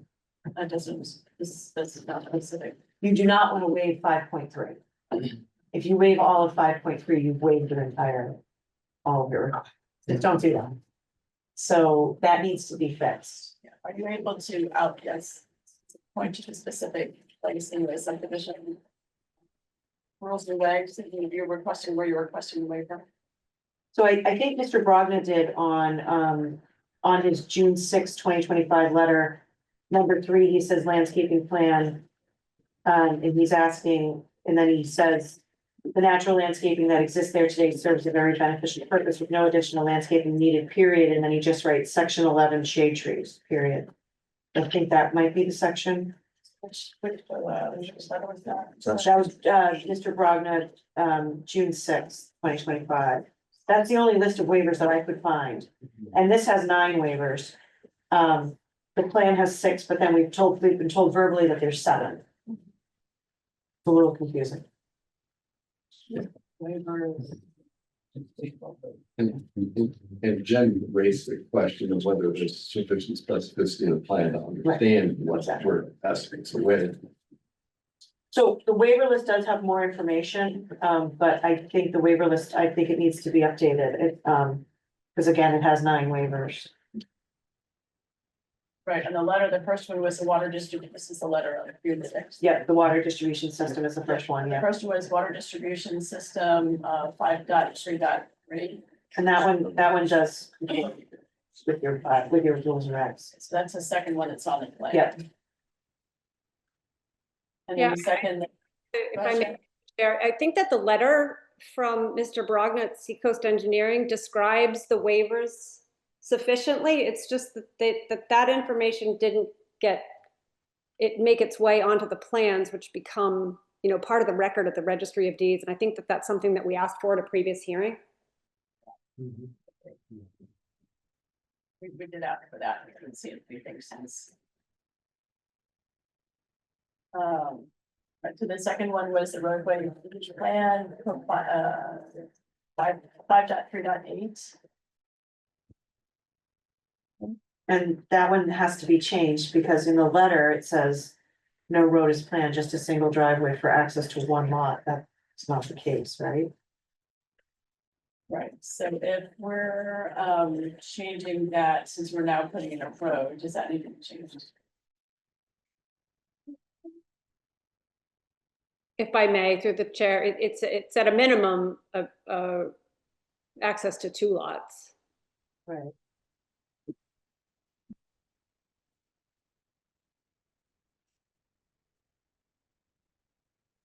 I'm sorry, Jen, would you repeat that, please?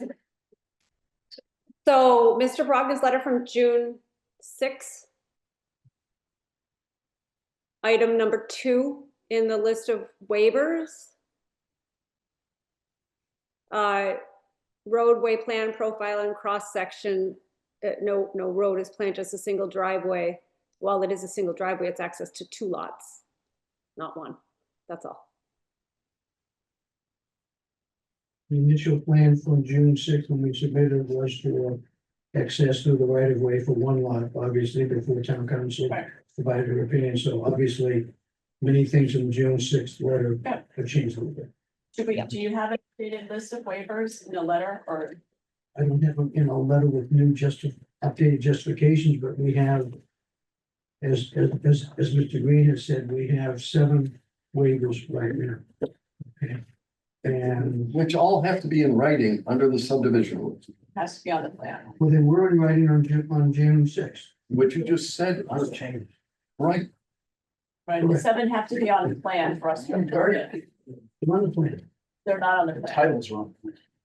It's not fully accurate. It's not on the recordable plan, but it's still on the plan of record dated the 15th of September. We're still missing one. We're still On the missing front one. page. It's not all correct.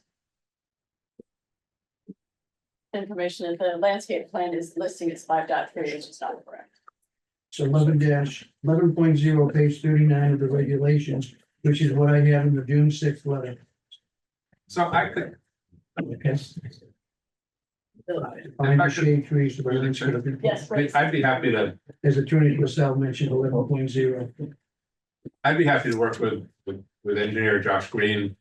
And other members of the application team, just to get this all correct, this is straightened out so that it is precise, that it is correct, that'll probably require a new letter, I would think, exactly what 7 waivers they're requesting and why, and exactly the precise numbers instead of just numbers that are too broad or Yes. numbers that are incorrect. And we'll just kind of work it out and make sure it's all correct and obviously show on the first page. And then I assume have that ready by the next board meeting, I assume. So right now it's listed on C2. Would we just keep it there? Also, Keep it there, and then I think it would be helpful to have a new letter. Yeah, With with breakout. May I make a suggestion, Madam Chair? Could we talk about the waivers that we want? And then you could tell us which ones you're willing to grant or not, and then we can come back with a plan that reflects the waivers you're willing to grant. Is that acceptable? Yeah, I totally agree with that, yeah. In the letter that's accurate. So I think, we can direct you to the waivers right now. I mean, I think we know what they are, and then we'll put the ones that you're willing to grant onto the plan. Because again, if you're not willing to grant one, we might have to revise the plan anyway, right?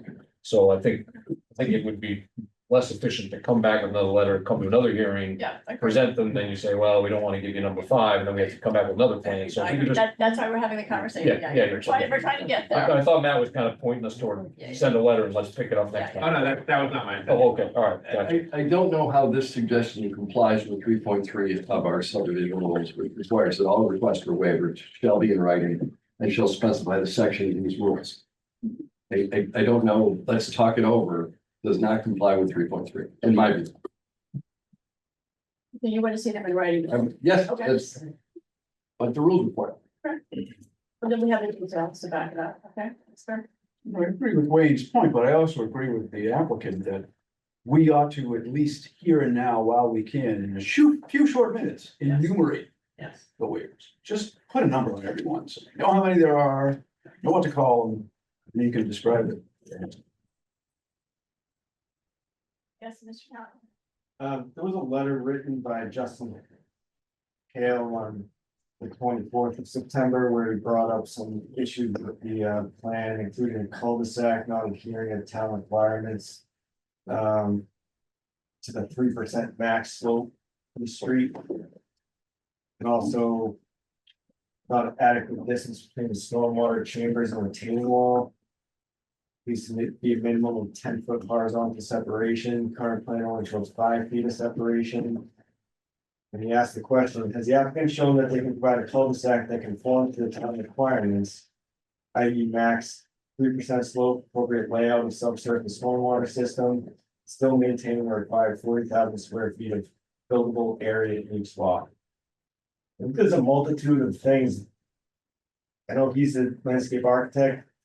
When reviewing this plan on so many levels. And what's been submitted in writing, there are so many holes in it that.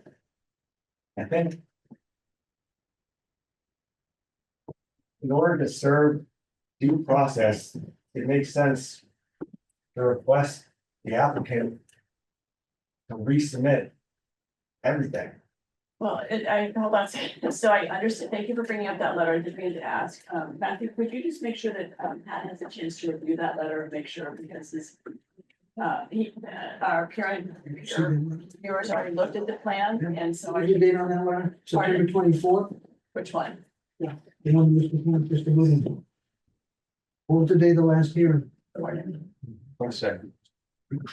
The hearing was the 22nd. So this letter came in after the hearing? 24. It still came in 2 days after the last hearing. We haven't seen anything. It's on the website, that's where I get all the information. It's posted this week or last week. It was on there, it was on there definitely October 2nd when I I think it's did been on mine, there for a few because I read days it at before I least, did yeah, mine. maybe I think ever since probably the 25th and the 26th, I guess, I mean, it's been up there for a while. But I can certainly send it to Pat Brennan and. Ask him to review it. Pat hasn't seen it, we haven't seen it. It's only fair. Okay, so where were we? It's not in there, but. So we're just going to talk very generally, briefly about the waiver so that we're all in alignment. Okay, so we're in alignment. So to go back to,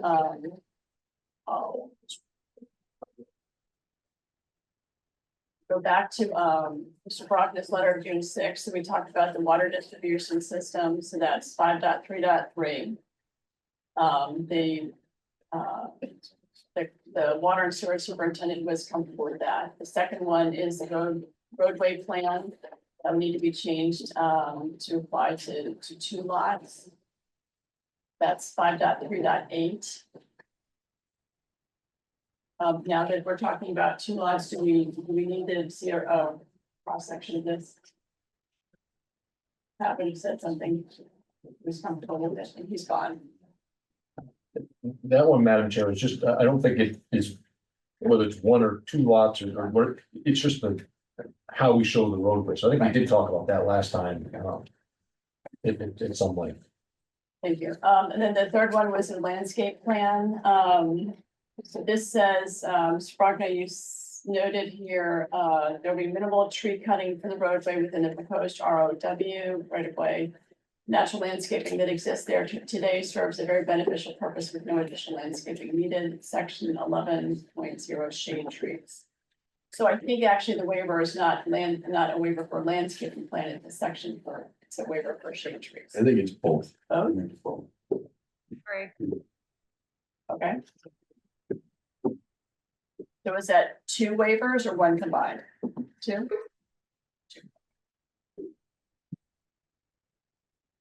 That makes sense.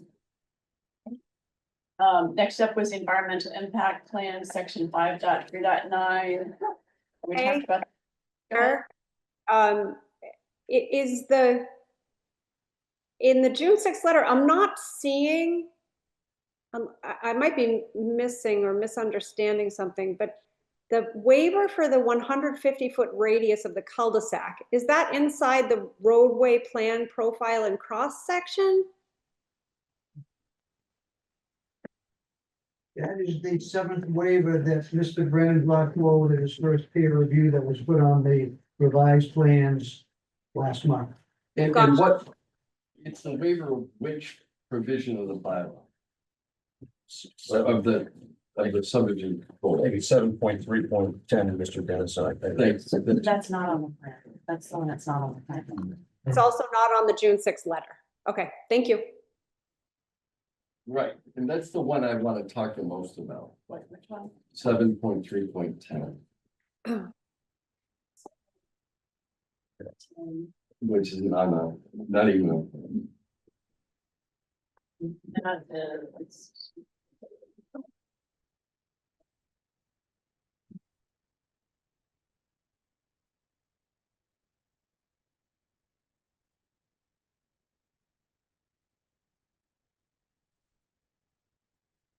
the local street. Yeah. So I think it's just, within that, I think it's just C1 is the only thing requesting the waiver from, I believe. What is C1? I'm sorry. That's the diameter of the cul-de-sac. Yeah, that is. The 150-foot diameter of the cul-de-sac layout. Yeah, got it. Yeah. Great. Yeah, so this local street provision. I would, when this was first proposed, I had real concerns about what is our subdivision control rules and regulations do about smaller subdivisions, you know, just where we're going to just subdivide a couple of lots as opposed to like a major subdivision. You know, and frankly, when this was first proposed, it just seemed very odd to me that subdivide this piece of property in such a way that you could build it out irrespective of the fact it wouldn't comply with zoning otherwise. But then I realized under our local street provision 7.3.10, we've actually contemplated this. And when the subdivision of a tract of land is 3 or less lots, a local street design may be utilized using the design standards below. And the first design standard that is listed is the 50-foot right of way with a 100-foot diameter cul-de-sac shall be required. At least as I understand the plan, I think it's reduced to like 80-foot diameter cul-de-sac. I do understand why an applicant would like an 80-foot diameter cul-de-sac, and I actually think it's interesting that you can make arguments that it's better for the neighborhood. But I think one of the controlling aspects about these small subdivisions is that if you're going to build a small subdivision, you're going to dot the i's and cross the t's. And this particular dot the I and cross the t, in all likelihood, at least according to the September 8th public hearing, would would then require Conservation Commission approval of these lots. So what this the waiver of the 150-foot diameter cul-de-sac, reducing it down to 80 gives them sufficient upland, arguably, if you credit the top of the coastal bank indication. But if you do it at 150, there's a compound issue. And our design standards require it at 150. And I see no reason, and I will not vote in favor of waiving. Would you like to elaborate on that? I just did. So that's a really big cul. Right, if I ask this question. You can ask me whatever you want. So 150 feet is a really big cul-de-sac. Right, and Houses. and it's literally contemplated in the portion of our subdivision control rules that deal with really small subdivisions. That's what this is all about. It creates 3 or less. And our rules say 150, and they fully understand in our rules that that's really big. And it may very well be, and I think it's a reasonable expectation, that part of the reason that they did it this way is to make sure that these small subdivisions are appropriately sized and appropriately located. And the notion that if we comply with this 150, you've got Conservation Commission concerns. But if we reduce it to 80, yes, it serves a great interest for the applicant, but I do not believe it's in the public interest, given the text of our local street bylaw or rule and regulation. I think one of the reasons we came to this size too was feedback from the community, because they felt like that we go. I think feedback from the community deeply encouraged Conservation Commission review. Yeah. That's my view. Through the chair, and at the risk of repeating mistakes that this board has potentially made in the past, what we have done in the past when an applicant requests waivers is to provide a design that the board can see without any waivers, to see what it looks like, and then evaluate the waivers on a case-by-case basis and whether or not the benefit of granting the waiver outweighs, to do a risk reward analysis to see how the town benefits by granting the waiver. Just throwing that out there. And my recollection is that you specifically requested that at the September 8th meeting. Right. I have not seen a 150-foot diameter, any type of layout, nor have we asked of the applicant, but.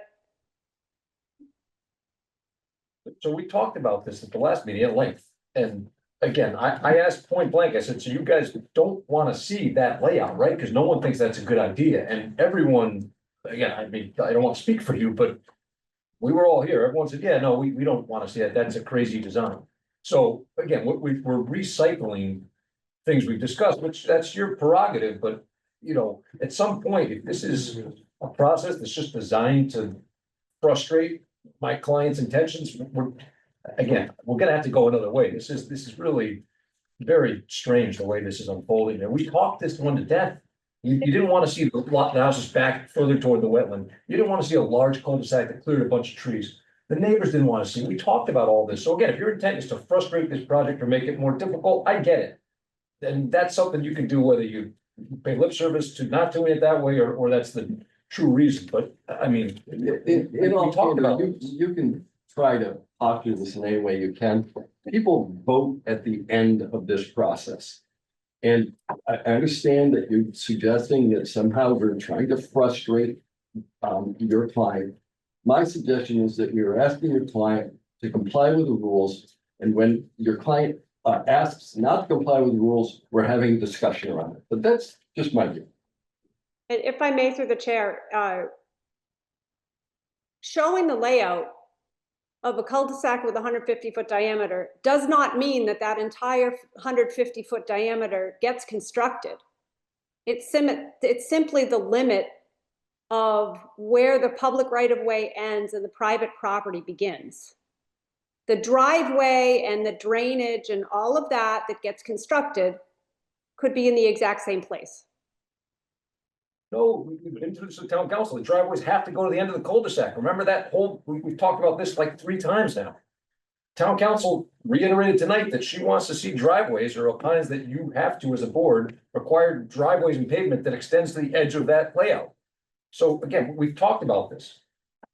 I know I sound frustrated. I don't know if this is worth it. Yeah, I mean, it's Through the chair. This is torture. I'd just like to clarify, Attorney D'Ambrosio, just coming. Your comment before was that not the entirety of the cul-de-sac had to be paved, just to the edge of the access point. Correct, that is what I said. I'm just gonna find it here. But then Ms. Turcotte's saying, well, but you don't have to, use that way, right? You can ignore it and put the driveways where you proposed with the other plan, but that's not the case. No, well, Jen, not to speak on your behalf, I don't think that's what you were saying. You were saying if we show a plan that complies with the rules. I don't profess that. And I'm not, that is not the spirit of my comment. The spirit of my comment was that the shared driveways can still be constructed along with the drainage with a larger diameter cul-de-sac.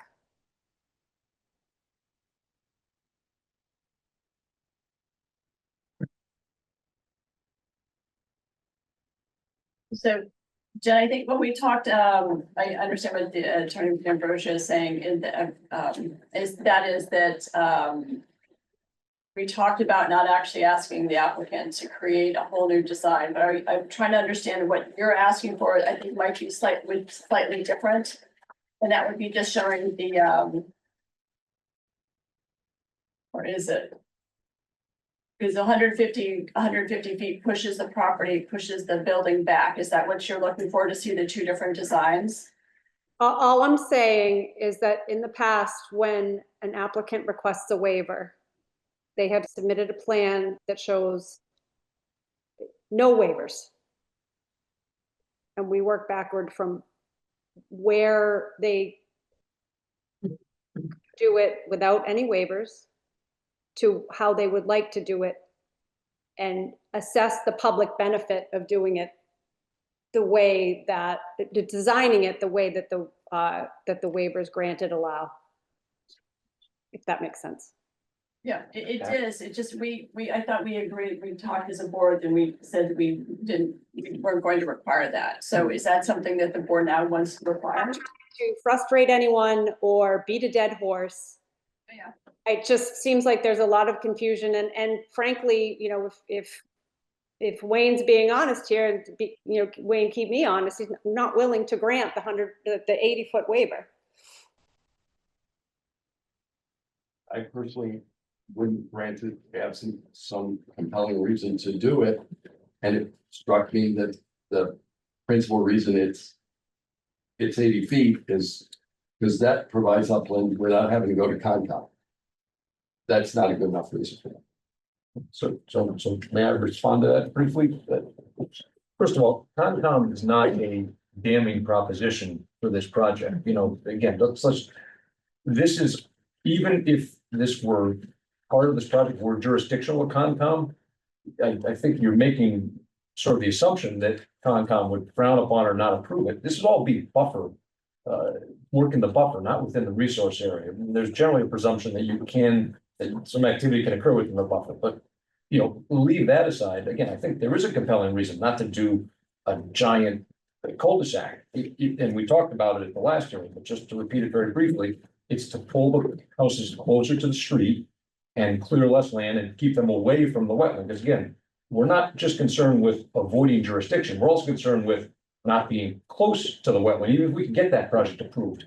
The goal of the Concom and most town bodies is to keep activity as far away from the wetland as possible. So again, that should be the goal, whether that means you're not gonna be subject to Concom, or you're gonna be subject to it. I think that's a laudable goal, that's in the public interest. And we just don't need 150 feet for 2 houses. That's the other, like, to state the obvious here. Listen, I didn't mean to suggest that Concom was somehow squelch the project. I think that, however, they often have valuable input. And I can't read our subdivision rules and regulations any other way than when we're dealing with these small, or less, that our rules and regulations say 150. I assume that's for a reasonable, for a good reason. And so are these other things that we're talking about. So I'm curious, why is, I think I've stated my view. Just one question, for Amy, through the chair. For the education of everybody on the board here, what's the legal threshold when they're not analyzing whether to grant a waiver or not? Oh, it's under 3.1, which Yeah, we read. I've had that. Yeah, The meetings are going on long enough, I don't have the guidelines. in yeah, front of me. I have to go to them. He has them right here, yeah, it's in the public good. That's the threshold.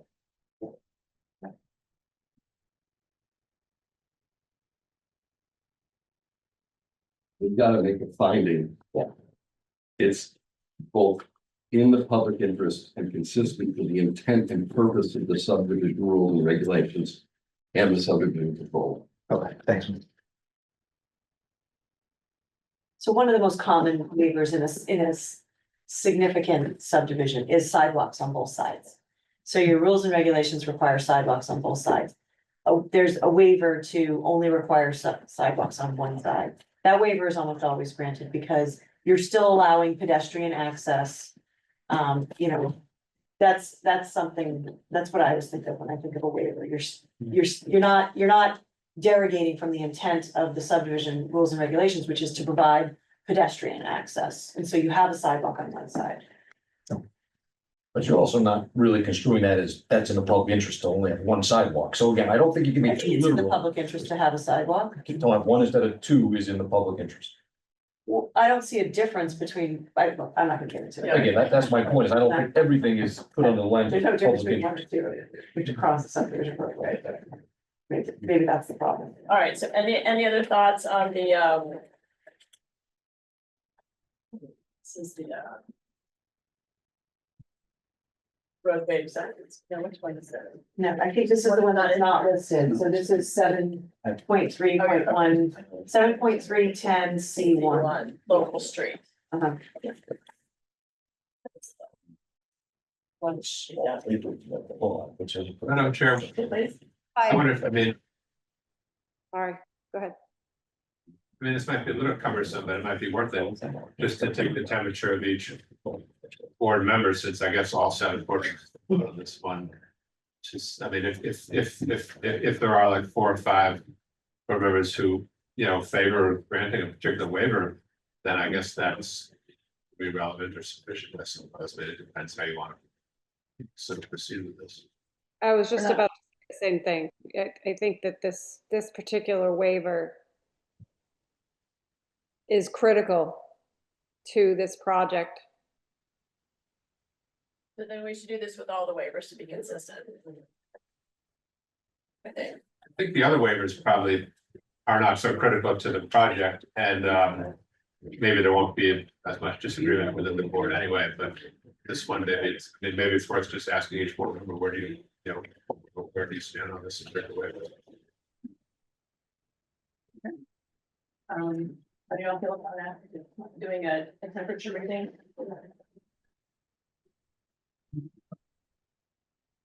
Well, I think on this particular issue, as Attorney D'Ambrosio pointed out, directly affects the abutters. And whether, at least for me, and whether that is in the best interest of this plan. And I don't know, I think we've left the public comment open period before we voted on the waiver, so I don't know what their temperature is, a lot of them have left, so. My thought is, this, yes, I agree with Jen, this is the crucial, because things will spew from this particular waiver. And in the last meeting, we opened it up to the public. And I think it was a little mixed. I think some people said, yeah, we don't need the 150 because it reduces the disturbance to the area. But to Wayne's point, is it in the best interest? I think that we need, excuse me, we need to take in thoughts of the others on that. That will certainly weigh into my decision. That's just my personal thought. Do you want more, do you want to ask? Yeah, I mean, do any of the abutters that are here have a feeling as to whether you know, what are your thoughts? Yeah, but well, Go ahead. respond to text. Excuse me, what's your name, sir? Oh, sorry, John Hartley, Wadsworth Road. Yes, we would like 150-foot diameter shown on the plan, with correct 3% grade. And I'm sorry, did you speak for yourself or multiple 3% people? grade. I'm speaking for multiple people. All right, so maybe it's worth knowing who these. Mike count would be one. What's the 3% grade? That's What does my 3% math grade grade in mean? high school. Seriously, what does it mean? I don't know.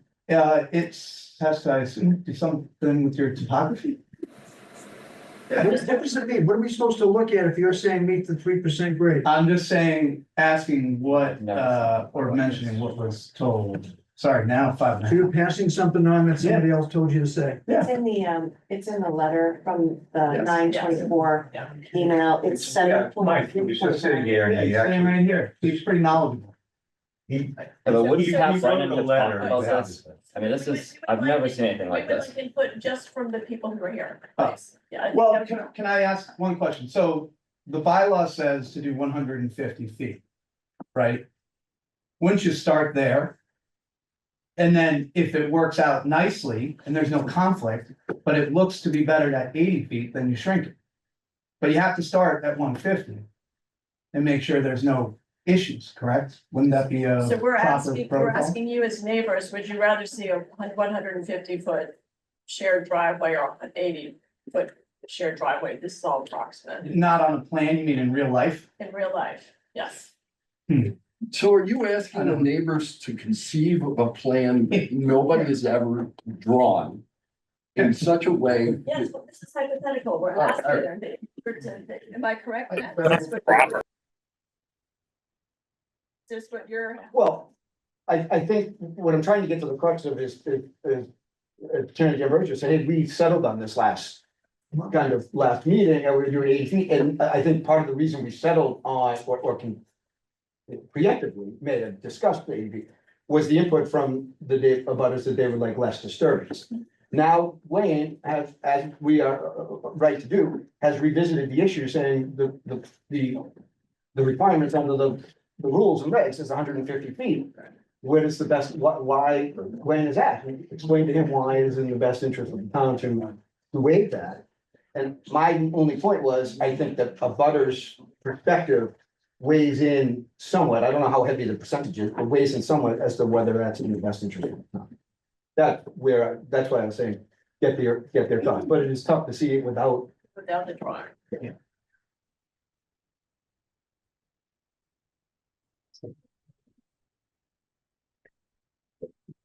Any other thoughts on the board?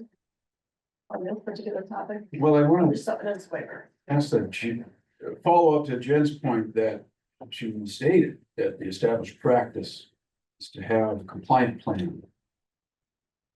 And then a plan with waivers.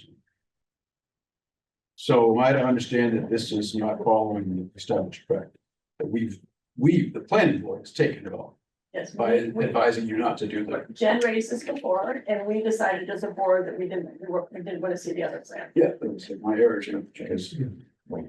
So at this point, would we like to see the two plans side by side? Just do we want a rough sketch? Do we want a detailed plan? Do we want? What would help the board?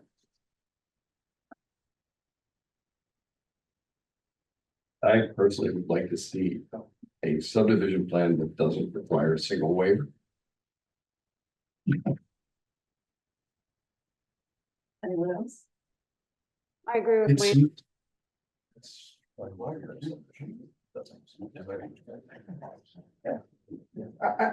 I would prefer to go with what we decided the last time. Which would that we would not require that we have a plan that shows 150-foot diameter. But at the same time, if that takes us away from established practice, I'm concerned about setting a precedent here as a practice on the board. So I'm coming in line with Wayne with respect to wanting to see something that is fully compliant. And then contrast that with something that is not compliant with waivers. I think it's in the public interest to see the full plan, a detailed plan without any waivers. So that's the last one. So in terms of process, just, you know, maybe so we can wrap this up in 2026. If we come back with this plan showing no waivers, we're not gonna put any waivers on that plan. So you guys are gonna take a look at that, I would think, and say, yeah, nice plan. We don't want that plan approved, so what are we doing there? I guess you're using that as a benchmark to decide if you want to grant waivers that will ask for at the next meeting? Or can we submit two plans, one with the waivers we want, one with this, I would like to see. with no waivers, and then you'll be prepared potentially. Obviously, can't hold you to it to maybe vote on the one we want. I don't know about anybody else's preference, but I would like the two plan. Yeah, I'm just trying to make sure we've got some type of process here, because, you know, again, this is our fifth hearing, so it's really, it's been some kind of process here. I've lost track, maybe fourth formal, fifth, you count January. You count January as informal. This is my fourth and I missed January, so. Okay, so can we just finish, all right, so sounds like we'd like to see the two plans side by side. One without waivers, one with waivers. We've already got the one mostly with the waivers. If we could just finish going over the requested waivers, to make sure that we're. Yeah, and I guess just to finish the kind of process discussion here, so we're not any longer taking a straw vote on who would like to see. Who would like to grant that waiver, because that's how we started this discussion. You were about to take a straw vote of who thought that 150-foot waiver down to 80 feet was appropriate. Then we kind of, you know, diverge, and now you're asking for an illustration. Are you guys still willing to take that straw vote just to give us an indication of which way the wind is blowing? I think it'd be helpful to us if you're willing to. We know how Mr. Dennison feels, but the rest of maybe hear from others. Can you do that without the drawing, or can you? It sounds like the board members want to see the drawing in order to be able to kind of be in a good position to make that kind of, I don't want to say, I guess, strong vote, so to speak. I mean, that sounds like what I'm hearing from the board members. Yeah. If you want to view and visualize it, okay. Yeah. We're hopefully gonna gain the information that allows us to precipitate out what is the public thing. That's to define the public. I wanted to, mention a procedural thing, just to make sure I don't forget, because it is relevant. I mean, by state law, there's the 135-day deadline from when the definitive subdivision application is received for the board to, I believe, file the decision, not only to vote, but to actually file the decision at the town clerk. And so I think at least by our calculations, that deadline is, October 24th. And I think our next meeting is October 20th, that we need. So just to let you guys, I mean, I guess we still have time, but we're getting very close. I mean, that deadline can be extended if both the board and the applicant mutually agree and right to do so, is my understanding. But an applicant is not necessarily obligated to, you know, in every case, so to speak. So just to be aware of that. So October 20th is our next meeting. Is that what you said? Yeah, October 20th is our next, that's our next meeting date. And then October 24th, at least by my calculation, is that deadline. I mean, I've seen many situations in which those deadlines do get extended because the two sides mutually agree to do so, but there's not a city so guarantee that. Does everybody have the 20th on their calendar? It got moved a little bit from the usual schedule because of the holiday on Sunday. Right, so is it the 27th? No, it's the 20th. It is the 20th.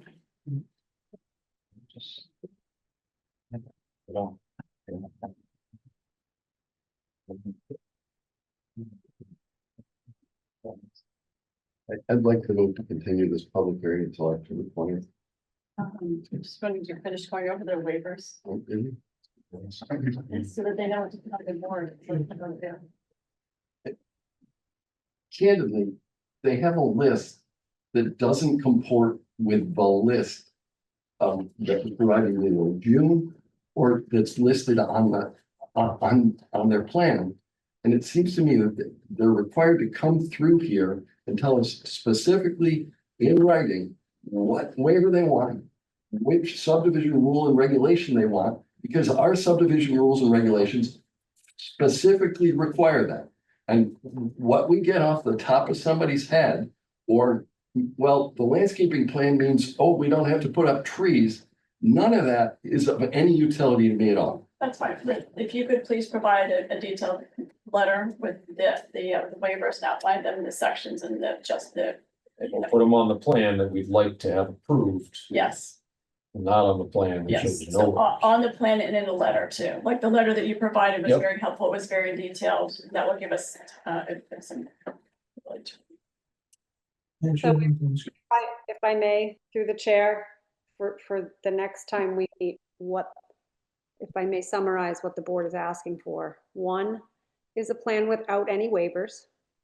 And the other is a complete plan with a complete list of requested waivers in as much detail as the subdivision bylaw requires. Yes, thank you, Jen.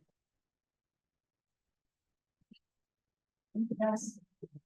I'll entertain a motion. I'd like to move that we continue this until after the point. What's your question? We're in the middle of motion. It pertains to the continuation in 2 weeks. If not, that's fine. In good faith, I want to design a 150-foot diameter circle properly. But I have to tell you something. We're gonna do this in the middle of a. Yeah. Well, it's discussion after the second. Right, so it's gonna be our discussion, I guess we'll, go ahead, no, go ahead. We came up with the 80-foot diameter because it gives us enough frontage with the extra 75 feet. We got 326 feet of frontage existing on Wadsworth, but we need 74, 75 additional feet. We get that with the 80-foot diameter and a little bit more. Mathematically, if you tell us you want to see 150-foot diameter, that circle creates over 300 linear feet of additional frontage for something that nobody needs, nobody wants, and even more dramatically is there's going to be a paved circle inside the 150-foot circle, like Cooper Hill Road, like Hawthorne Place, any other normal subdivision in town that doesn't require a waiver for that. And if that's what you want, that's what will give us. But I can guarantee you, the neighbors and anybody in town for a 2-lot subdivision is not gonna like what they're gonna see. Candidly, I think the motion was to continue. I think that was an argument as to the merits. When we have a motion on the continuance. You're asking us to prepare a plan, I wanna make sure it's accurate, otherwise we'll get criticized in 2 weeks. I don't want that to happen. Okay? Second. Second. Discussion on continuing. Hearing none, we'll call for roll call vote to continue the hearing. Jen, starting with you. And Turcott, aye. I'm sorry, I. Matthew, right? Rabbi. Aye. Thank you all. Thank you.